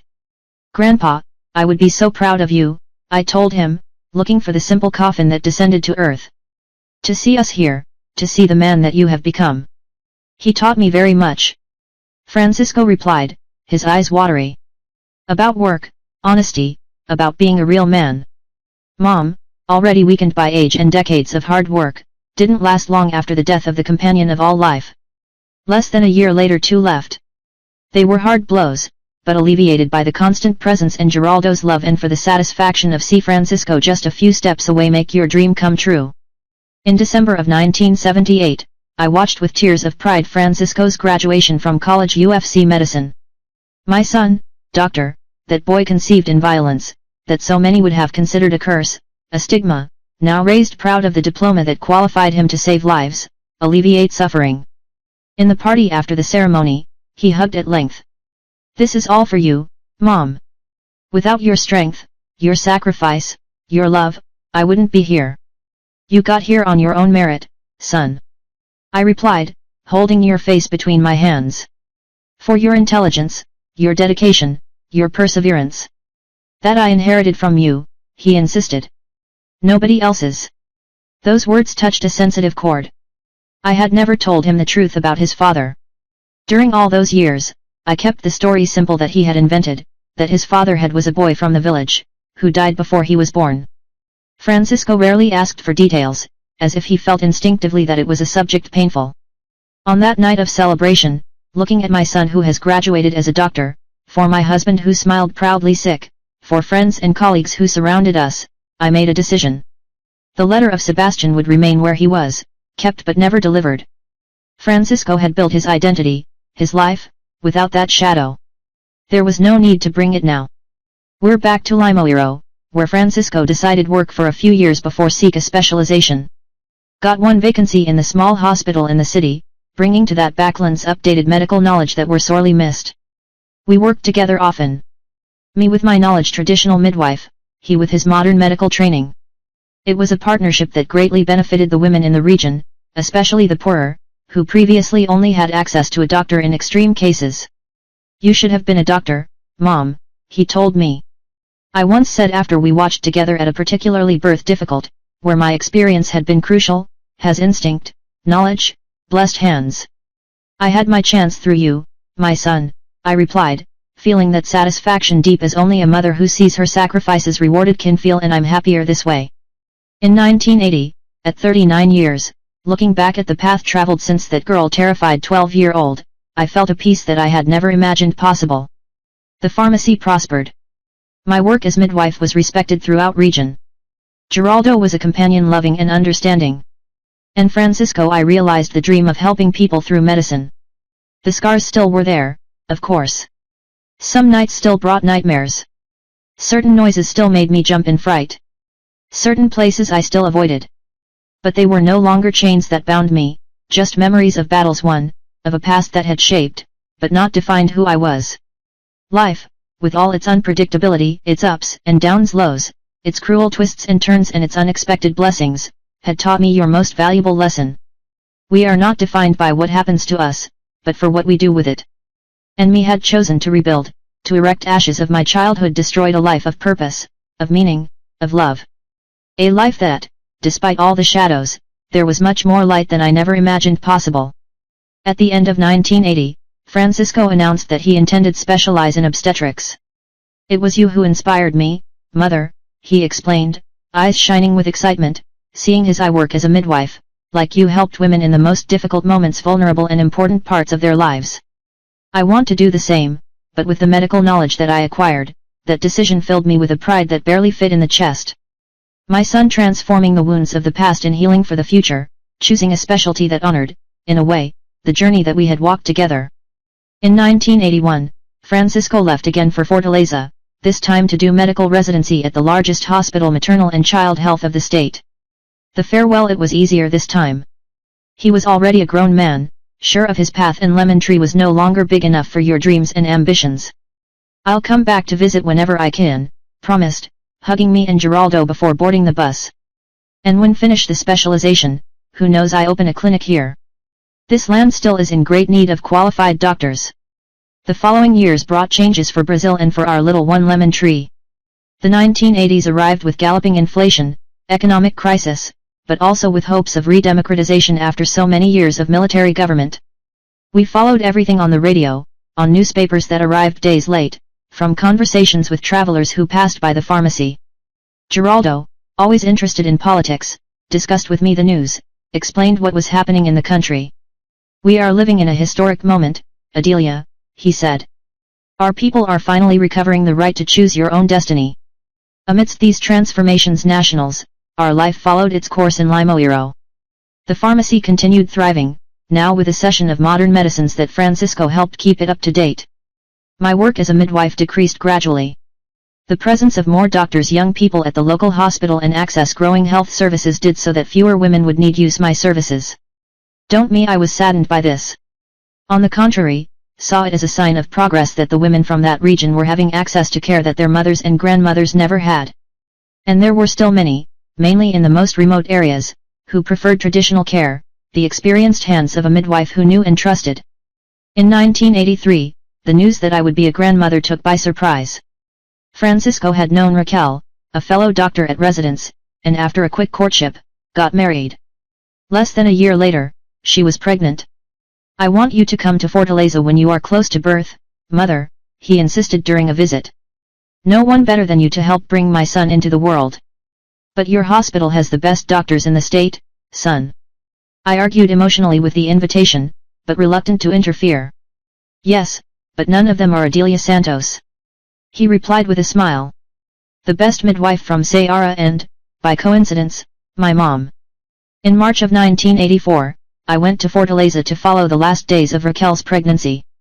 She, a young doctor trained in the best institutions, welcomed my knowledge traditional with respect and curiosity. He caught me taking notes several times about my techniques, herbs, and methods that I used. "Modern medicine has much to learn from knowledge traditional midwives," she commented once. "We are losing wisdom accumulated by generations when we ignore what women like you have." The birth, when it arrived, it was an experience of integration between the old and the new.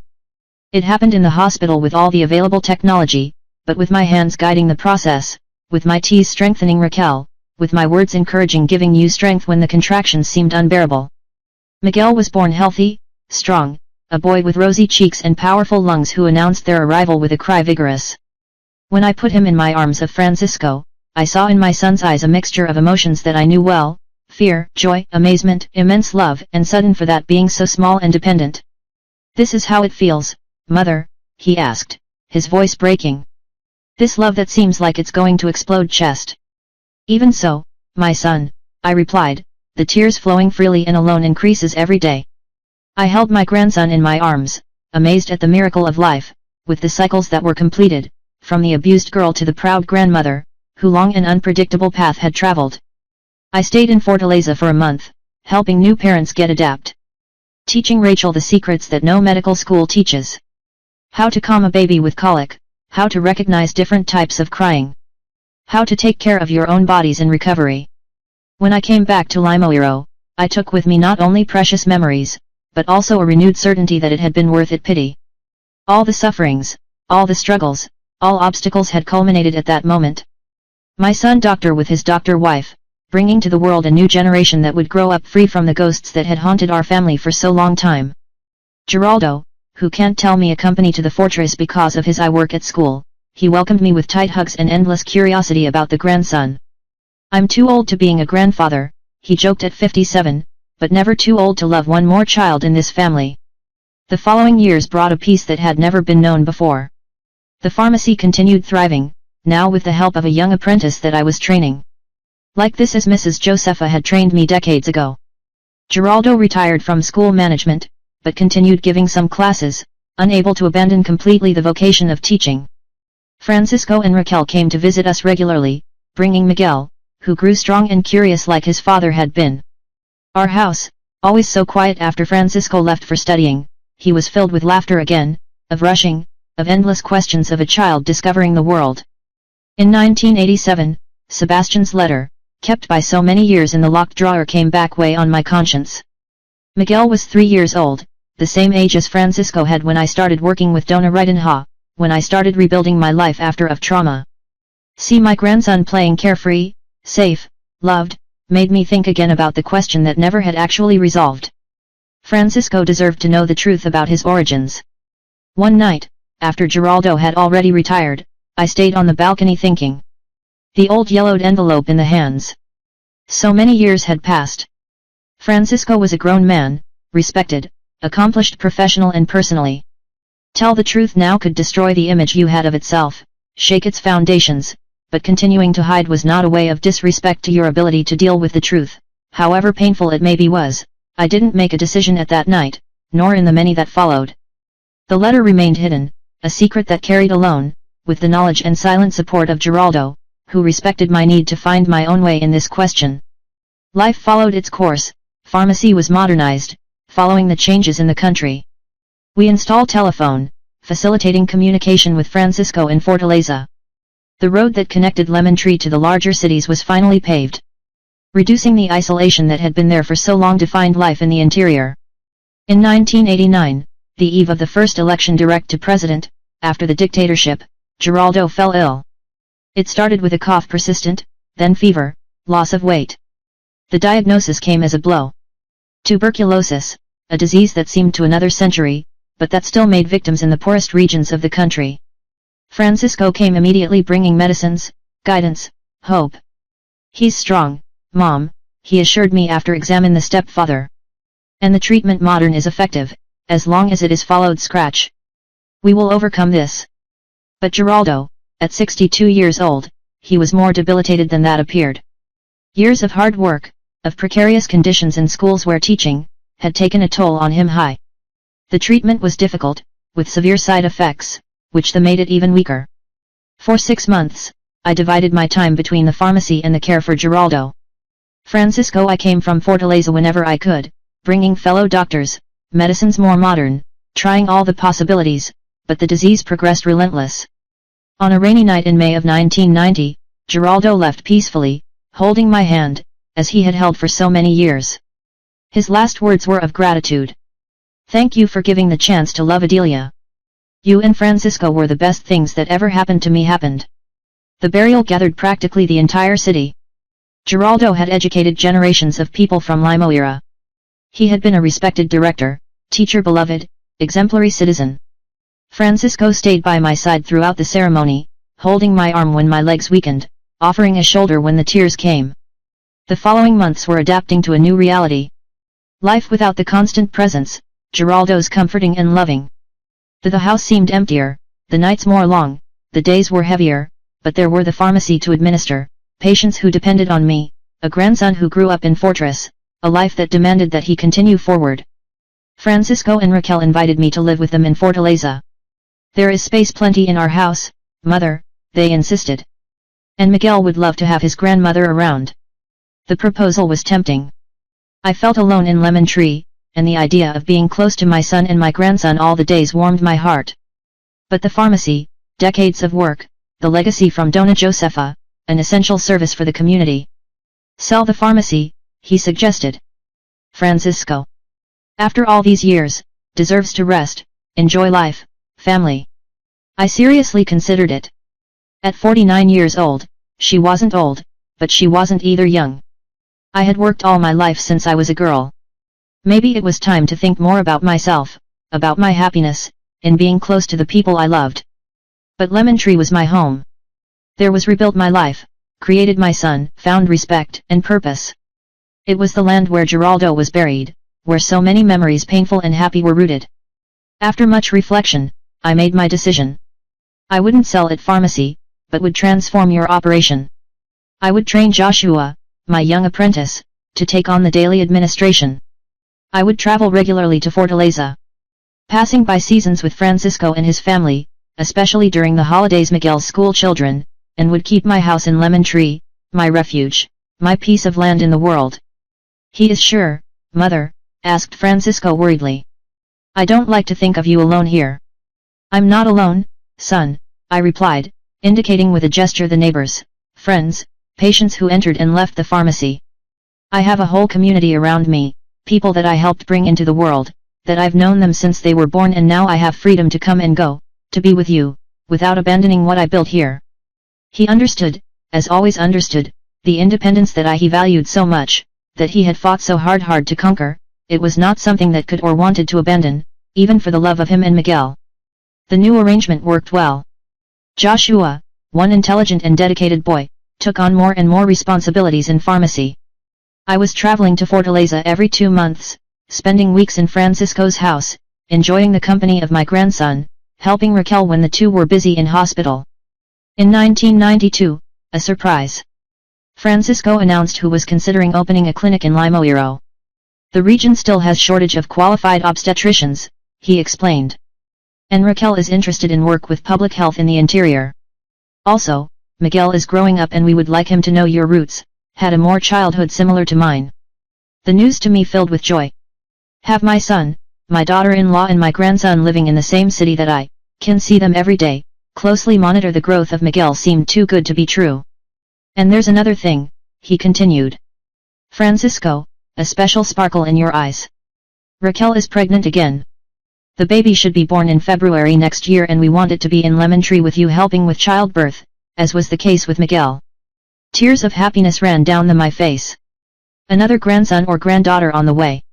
My family is expanding. New lives, new possibilities. It will be a girl this time? Rachel said trusting. We've already decided on the name, Adelia, like Grandma. That tribute touched me hard in a way that words could express.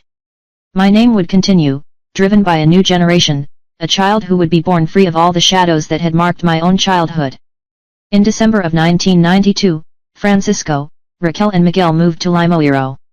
They bought one house not far from mine, bigger and more modern, but still simple, suited to the reality of the small town. The clinic opened in January, with modern equipment that Francisco brought from Fortaleza, offering quality service that I never had before been available in that region before. Their presence transformed my life. Suddenly the days were fuller, brighter. Have Miguel running around pharmacy after school, making 1,000 questions, watching fascinated as I manipulated the medicines. Dinner at their house several times a week, feeling the warmth of a united family complete. In February of 1993, as predicted, Adelia was born, a healthy girl, with lively eyes and curious, who soon proved to be so as intelligent as their father. The birth went home, as Raquel had insisted, with my experienced hands, guiding the granddaughter to the world, in a perfect combination of modern medicine that she and Francisco practiced with the traditional knowledge that I carried. Holding that little one life, looking at your little face perfect, which in no way resembled the shadows of the past, I made a decision that had been put off for decades. It was time to tell Francisco the truth. No immediately, not at that moment of joy, but soon. He deserved it now that he had his own complete family, your identity firmly established, your life built on solid foundations. I waited a few weeks until the routine with the new baby was more established. On a quiet afternoon, when Raquel had taken the children to visit her mother in Russian, I invited Francisco for a coffee at my house.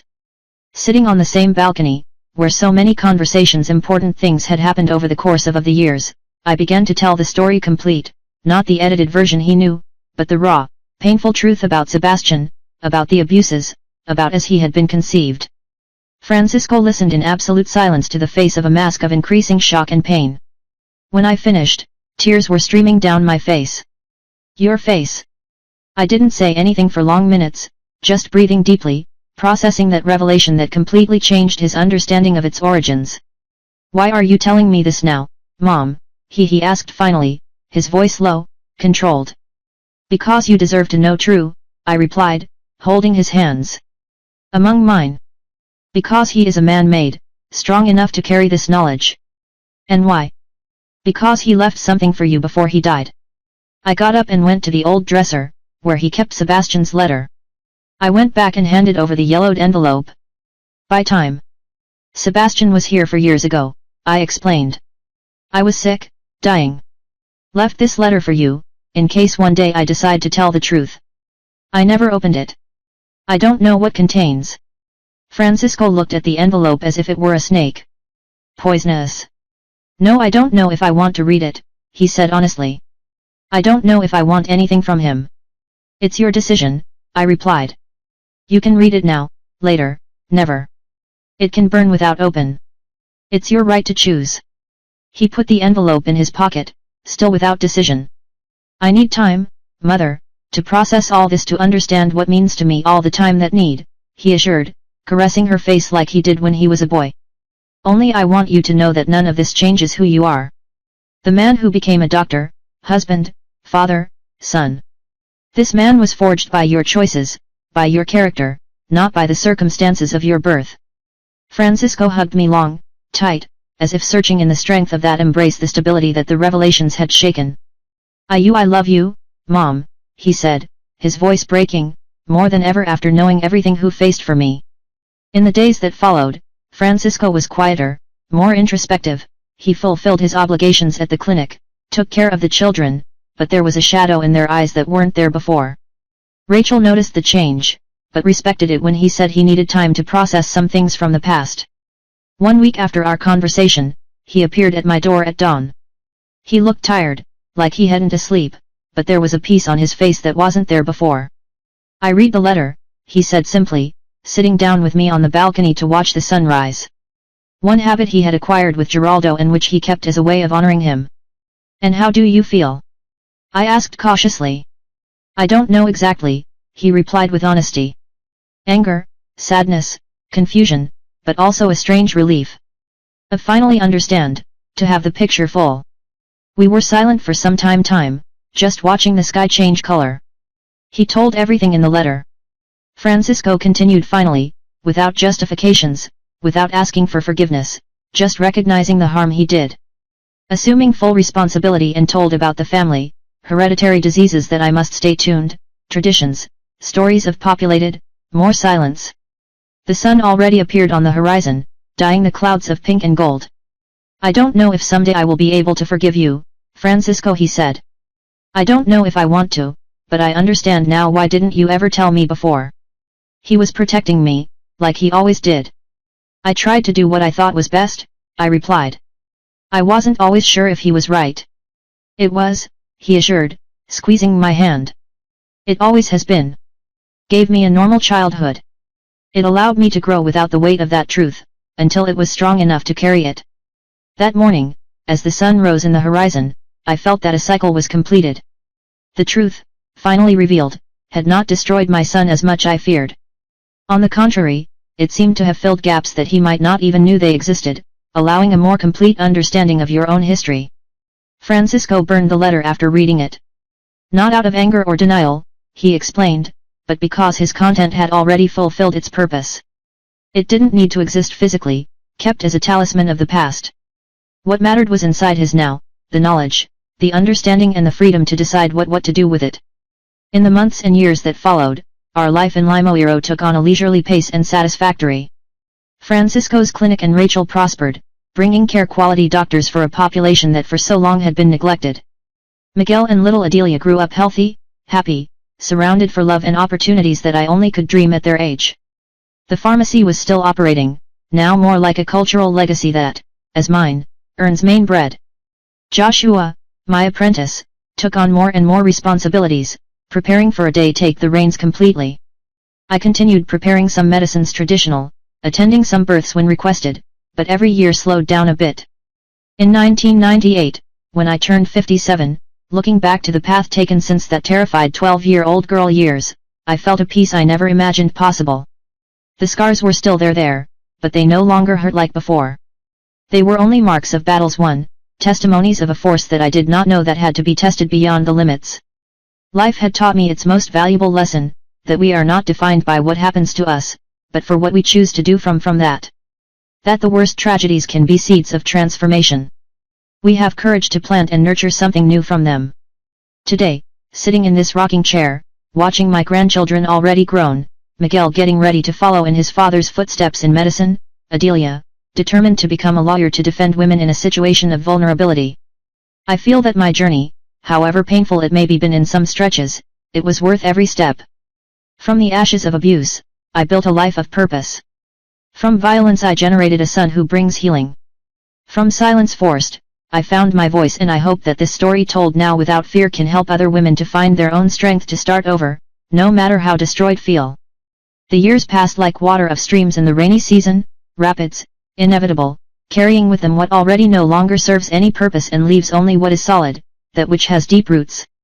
I turned 80 in 2021, with the hair all white, the body tired for decades of work, but the mind still sharp as a needle point, and the heart, well, the heart goes on stubborn, insisting on hitting, on loving, in caring. Life has given me more than that I never imagined I deserved. Today my grandson Miguel is a trained doctor, following father's footsteps, but chose surgery as a specialty. "I like fix people with my hands, Grandma," he explained to me once. "I think that I inherited this from you." My granddaughter Adelia, who carries my name and much of my stubbornness, graduated in law and works defending women who are victims of violence in an NGO in Fortaleza. Francisco and Raquel continue with the clinic in Limoeiro, although they have reduced the pace in recent years. Already are in their 60s thinking about retirement, traveling, enjoying the life they built with so much effort. The pharmacy still exists, but now it's not mine anymore. I passed it to Joshua when I turned 70, although I had kept a little room in the back, where I still prepare some medicines traditional that modernity does not manage to improve or replace. My house remains the same, only with some adaptations for my age advanced. Grab bars in the bathroom, a ramp at the entrance for the days when the legs don't cooperate much, one special chair that Francisco insisted on in buying to help my spine always sore. It's a house full of memories, of stories embedded in every corner, every mobile, each photograph on the walls. He was on a Tuesday morning, a day like any other, that the past came to knock my door once again, turning upside down everything I thought know about my own history. I was on the balcony, as I always do on mornings, drinking my coffee calmly while watching the movement on the street.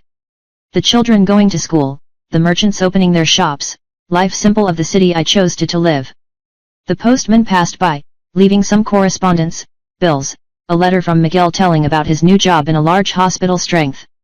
Even with internet and phone, he keeps the habit of me write real letters, knowing how much I appreciate it, and an envelope that drew attention. There was no sender, just my name and address on a shaky handwriting of an elderly person or sick. I opened it with some difficulty. "You fingers no longer obey as before." And inside there was a letter and a photograph old yellowed by time. The letter it started out simple. "Adelia, my sister." My heart skipped a beat. My sister. Maria had died more than 15 years ago, victim of a cancer that took her quickly too much. And my brothers? Well, Sebastian, there is much was not between us, and the two older, Antonio and Jose, had disappeared when I was still child, even before everything happened. I never heard from them again, and with the time I assumed they were dead. I continued reading, my hands shaking now. By emotion, not just by age. I know that this letter arrives after so many decades, which you may no longer remember of me. It's me, Antonio, your older brother. Old. It's been so long I don't even know where to start. Maybe by request of forgiveness, which is the most urgent thing. Forgive me for having abandoned you, Maria and Joaquim, in that house, with a sick mother and at the mercy of people like Ferrier and Ha. Forgive me for not coming back to protect you, for not having fulfilled my duty as an older brother. Jose and we went out looking for work, like you must remember. We found one truck driver who was going to Sao Paulo and us offered a ride. We were supposed to stay out a few months, save money, and come back to help the family. But Sao Paulo swallowed us. Hard work on the factories, miserable pay, conditions that did not allow saving even for the return ticket. When finally we managed to gather enough, almost 2 years later, we returned to the village and we discovered that everything had changed. The abandoned house, dead mother, and no one. I knew exactly what had happened to the children. You, Mary and Joaquim, some said they had gone for an orphanage in Fortaleza, others who had been taken by relatives. Others still said worse things than that. Pen doesn't even allow me to write. We are looking for years, whenever we could. We returned to Ceará during our days off work. We were asking for you in neighboring cities. We left messages with acquaintances. But time passed, hope diminishing. Jose passed away in 1983 in an accident at the factory where worked. Until the last day he spoke of find the younger brothers. I stayed in Sao Paulo, I got married, had children, then grandchildren, a whole life away from Ceará, but never forgetting where I came from who I left behind. It was just now, after retiring, I decided to do a last attempt. I hired a boy of those who investigate people missing and I gave him the little I had he had. Names, dates, the name of the town. He was the one who found out about you, Adelia. About the pharmacy in Limoeiro, about your doctor's son, about respect that conquered in the region. Don't know what pride and joy I felt when I knew that you not only survived, but prospered. He built a dignified life and admirable. I don't know if you'll want to see me after so long, after so much silence. I would understand if you didn't want to. What do I have to offer now? An old man of 83 years old, plus a request for forgiveness late? But if you want, I'll be in Limoeiro on next week, staying at the small inn near the square. I will stay for a few days in the hope that maybe may we meet again before it is too late for both of us. With love, despite time and distance, your brother Antonio. The photograph that accompanied the letter showed a boy young, maybe about 15 years old, with a baby in arms. Myself I recognized with a start. One memory so old it was buried in the deepest layers of my mind resurfaced. Antonio carrying me when Mom was busy telling me stories, protecting me from the boys' bigger ones that were bothering me. I was left sitting there on the porch, the letter in her hands, not knowing what to feel. Anger at the abandonment, joy at reunion, sorrow for the lost years. Curiosity about the life he had. It was an emotional storm for someone my age, when you already think you have lived everything, felt everything. Francisco noticed my agitation when he came to me visit that afternoon, as he does every days. What's wrong, Mom? Are you pale? I handed him the letter, speechless. As I read, I saw your face pass by many expressions, surprise, confusion, concern, and finally a cautious optimism. An uncle, he muttered, looking of the letter to me. Omu, I live after all these years. An extraordinary. I don't know what to do, I confessed. The fragile voice in a way that rarely allowed. After so much time, what is left to say? Francisco held my hands, those same hands that brought him into the world, who created it, who built a life out of nowhere. I think the question is, do you want to see him without obligations, without expectations? Just seeing your brother, hear your story, maybe share a little of yours? I pondered for a long time moment. Yes, I finally decided. I want Fleece. Despite everything, after so long, it is my brother. Perhaps the last link with that time. That family I had before everything falls apart. So it is decided. Francisco smiled. I'll go with you if you want, or I can leave them alone, if you prefer. Come with me, at least and I begin, I asked. I don't know how I'm going to react after so long. In the morning next, I sent a note to the inn, informing that he accepted the meeting. I suggested my own house as the location, my territory, where I would feel more safe, more in control of the situation.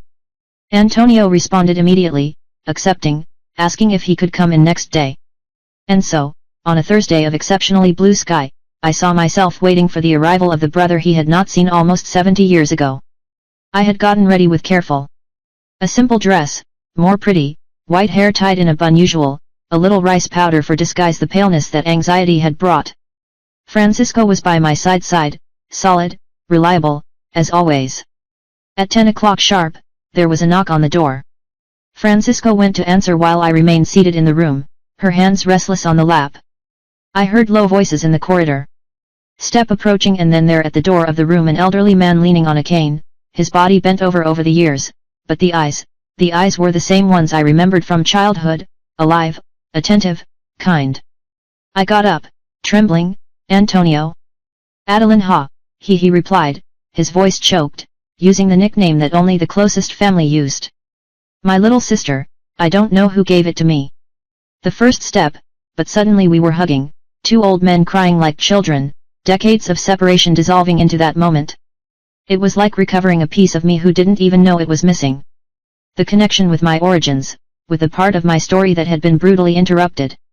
Francisco discreetly retreated to the kitchen, leaving us alone. When finally we separated from the hug, Antonio looked to me with admiration. Just look at you, he said, touching my face. Wrinkled with the fingertips. One respectable lady, owner of her own pharmacy, mother of a doctor. Who I would say, hey, Adeline Ha? The youngest who I carried it on my shoulders. And you? Tell me everything, I asked, indicating that if sat next to me on the couch. All these years, a whole life. And he told how he and Joseph had worked in the factories of Sao Paulo, first as workers, then Antonio as a mechanic specialized, with a little salary better, as they had returned to the village after almost 2 years, desperate to find family, just to discover that everything had changed. When we found out that Mom had died and you were gone, it was as if the ground had opened under, he said. The voice trembles with the memory.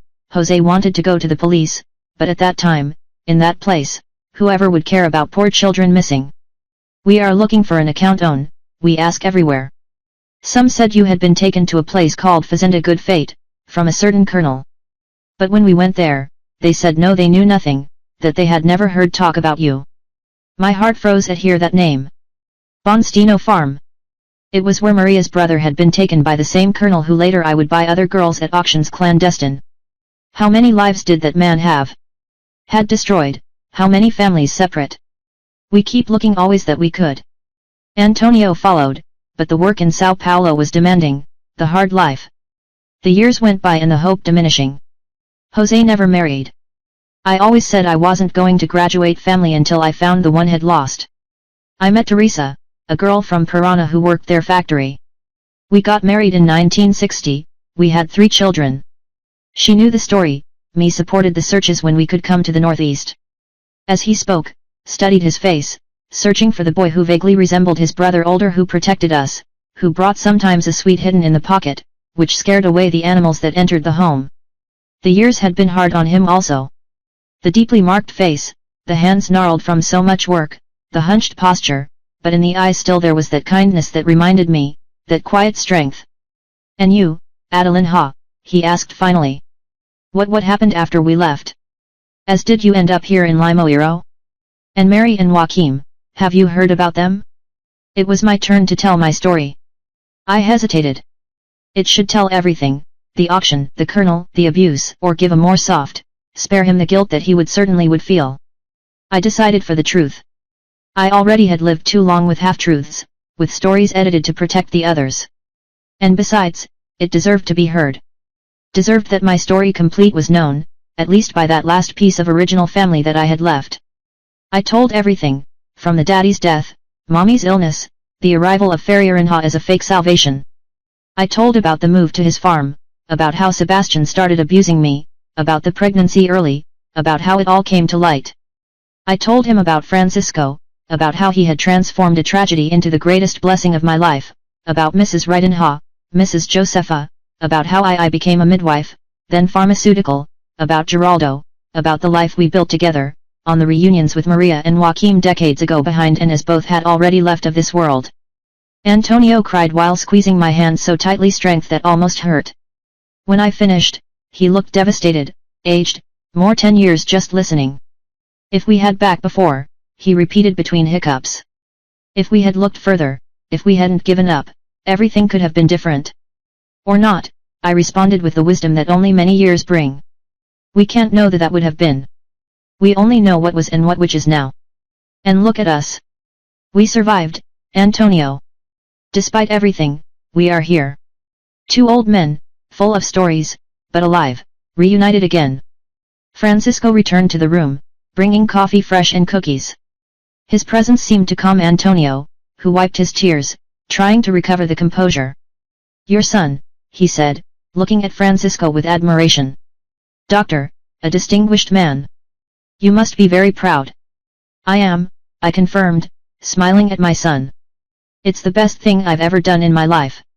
We spent the rest of the day like this, Antonio and I, exchanging stories, filling the gaps of decades apart. Me told about his children, 2 men and a woman, all established in Sao Paulo, with their own families. He showed photos of his grandchildren, some of whom were already adults, one even with children small. Are you a great-grandmother, Adeline Ha? He said, showing a picture of a young girl woman with 2 small boys. This is Mariana, daughter of my Pedro, and these are Gabriel and Lucas, his nephew's great-grandchildren. The idea of having such a family extensive, so branched, it was almost impossible to process. After decades considering myself practically alone in the world except for Francisco and your family, suddenly I had nephews, grandnephews, even great-grandnephews, people who carried the same blood as me, same family history, even without to know. I want to meet them, I decided, surprising myself. All of them, before it's too late. They'll love it, Antonio assured, face lighting up. They grew up listening stories about my lost little sister in Ceará. Some of the older ones even helped in the searches when they were young. The conversation continued until dusk, when Francisco insisted that we stop so I could rest. You have time? He reminded gently. No need to recover 7 decades in one day only. Antonio reluctantly agreed. I'm at the hostel for 2 weeks, he said. We can see each other every day if you want, Adeline Ha. I want to confirm immediately. And you need to know my grandchildren too. Miguel is in Fortaleza, but come visit us this weekend. And Adelia might be able to come too. Us we said goodbye with another long hug, like if we feared that by releasing the other could disappear again for decades. I'll be here tomorrow, he Prometheus. There is still so much to do, let's talk. After he left, accompanied by Francisco, who insisted in taking him to the inn, I sat on the balcony, watching the sky that began to show the first stars. It was a strange feeling, almost unreal, to have recovered a part so fundamental to my story after for so long. I thought about everything I had vivid. The horrors of childhood, the struggles of youth, the achievements of adulthood, the losses and joys of speed. Like every piece, even the most painful, had shaped me becoming the person I am today. Francisco came back, sitting next to me in the balcony. How do you feel, Mom? As if had completed a circle, I replied, trying to translate that into words. Complex sensation, as if a wound very old, that it didn't even hurt anymore, so used to it she was, suddenly began to really heal. He always felt understanding. Antonio, he seems like a good man, suffering like everyone else, but good. It always was, I confirmed, remembering memories I didn't even know I had still had. Protected people from older boys, shared his food when we were hungry. It was a good one brother within what he could be, being him even almost a child. That night I slept with a peace I hadn't felt in a long time. In the following days, Antonio came every day, sometimes passing by hours only, sitting with me on the porch, observing city life, sharing stories. He knew Miguel when he came from Fortaleza in weekend, and the two got along surprisingly well. My grandson, always curious, wanting to know everything about the life in Sao Paulo in the 1950s and 1960, about the factories, about how it was being a northeastern migrant in the great city. Adelia got a break from work and also came to meet Uncle newly discovered great-grandfather. It was left especially touched to learn that there was another Adelia in the family, the wife of Antonio's nephew, Pedro's daughter. And a sign, Grandma, she said, always believing in coincidences significant. This family was destined to meet again.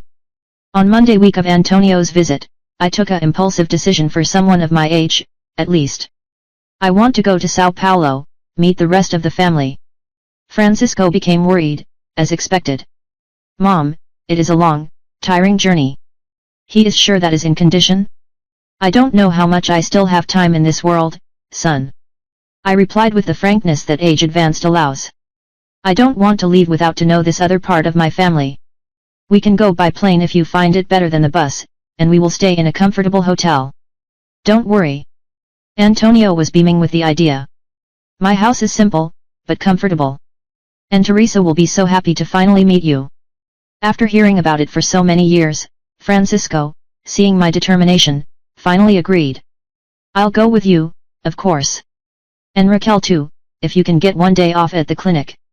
We can stay 1 week, meet everyone and come back without hurry. The trip was scheduled for next month following. Enough time for Antonio came back earlier and prepared everything, and so that I might be strengthened for the journey. We said goodbye with the promise of a reunion soon, this time in your home, surrounded by all the members of the family he didn't even know he had. Until soon, little sister, he said, kissing my forehead like it did when we were children. This time we won't go anymore, lose contact. After he left, we continued talking on the phone almost daily. Antonio had bought a cell phone especially for this, and his grandchildren helped him use it when I had difficulties, what had happened often for fun of all of us. The trip to Sao Paulo was exactly 1 month later, as planned. Francisco, Raquel and I in a direct flight from Fortaleza, arriving at huge Guarulhos airport, where Antonio was waiting for us, accompanied by 2 of his children. The days that are followed were a whirlwind of emotions. Meet Antonio's wife, Teresa, a sweet and welcoming lady who hugged as if we were sisters' blood. Meet your children at home in their 50s and 60s, their grandchildren, some of whom are already with children of their own. It was a family big, warm, noisy, so different from the small family unit that he had formed with Francisco, but at the same time strangely familiar. I noticed physical characteristics that they repeated, the shape of the nose in some, the curve of the smile in others, the same dimple in the chin that Francisco has and that I discovered came from the family's side, my father. It was like looking into a mirror shattered, each piece reflecting a small part of me, of my story, of my origins. Before we go back to Limoeiro, Antonio made a point of giving us take you to see the house where he had lived for decades in the Muca neighborhood, traditionally inhabited by migrants, northeasterners and Italians. It was a house simple but cozy, with flowers in the small front garden and photos of family covering virtually all walls. "I've always kept this one here in special place," he said, pointing an old photograph protected by a carved wooden picture frame. It was the same photo he had sent me, along with the letter. "He at 15 years old holding on my lap when I was just a baby to never forget what you had lost and what I expected one day find," he explained, the eyes watery. "And look, after so much time, here we are." We returned to Lemon Tree with a promise. Antonio and part of the family would come visit us in Christmas. It would be the first time that we would celebrate the date with this family extended, which had appeared out of nowhere, as a late gift of life. Us months that followed, we kept constant contact. Francisco, always practical, bought a tablet with a screen big so I could do video calls with Antonio and the rest of the family in Sao Paulo. It was strange in the eye start seeing all those faces on the screen small. But I soon got used to it and passed eagerly awaiting our weekly conversations. I got to know the stories of each one, like Pedro, the Antonio's eldest son, had became an engineer after studying the night while working during the day, following the example of hard work of father. As Mary, the only daughter, had became a teacher, dedicating herself especially to children from families migrants, helping them adapt to life in the big city. Like John the youngest, had inherited the ability father's mechanics and assembled his own workshop, which now employed dozens of people.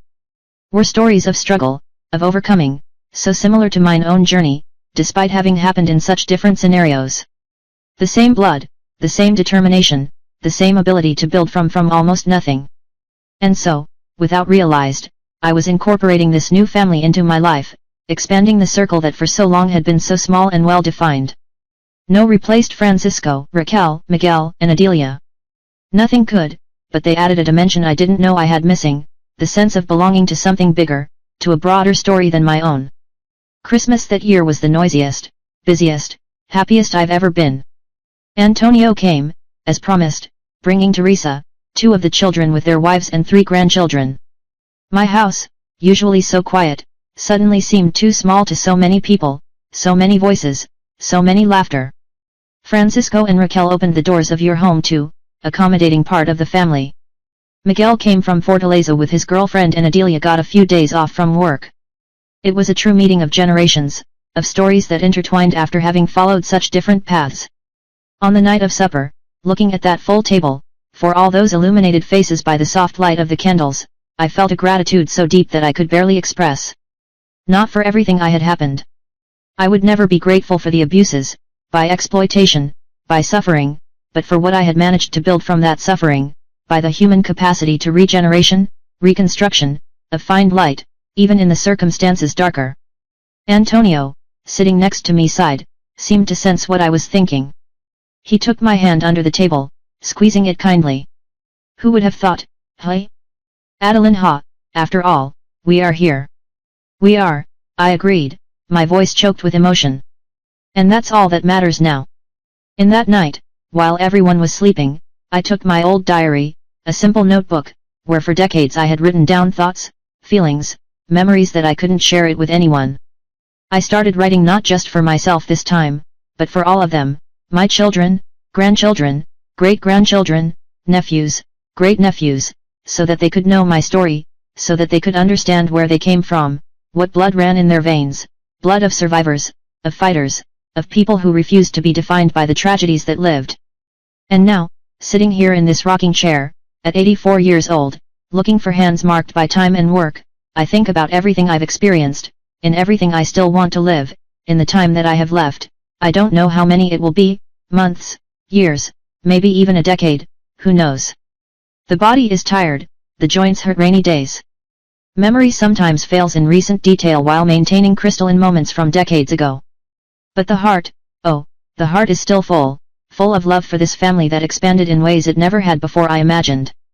Full of gratitude for each day that is granted to me. Full of peace for have finally found answers to questions I didn't even know I had carried. If you've made it this far, my daughter or my son who is watching this video, I want to thank you from the bottom of my heart. Tell our history is important, not just for we who live it, but for everyone who may find in it some echo of their own struggles, some hope that, no matter how dark the night is, the dawn always comes. If this story touched your heart, leave your like, if subscribe to the channel to receive more reports from grandmas like me, who have so much to tell. And if you want to receive all real stories on WhatsApp, go to the description of this video which has a link to join the group Grandmas. Always remember, my daughter, my son, we are not what they make us with us, but what we choose to do after. I learned this the hard way. And today, at 84 years old, sitting in this rocking chair, with shaking hands and the tired voice, I can say, it was worth it. Pity. Every tear, every struggle, every I start over.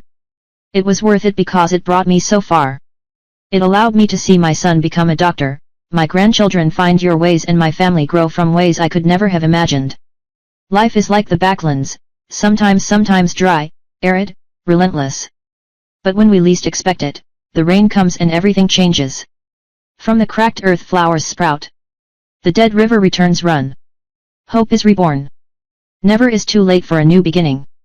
Never it's too late to find pieces of ourselves who thought we were lost to always. Now I'm going to rest a little. This body can't handle many hours anymore awake and the memories stir a lot with the heart of this old woman. I'll be back another day, if God allows, to tell more stories of life in the backlands, of strong women I've met, tortuous paths that so many of us we had to go through. May God bless you, keep and protect.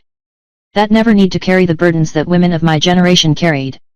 That the world keep changing for the better, as I have seen change in my 84 years of life. Until next time, my dears. Grandma Delia thanks you for listening to me.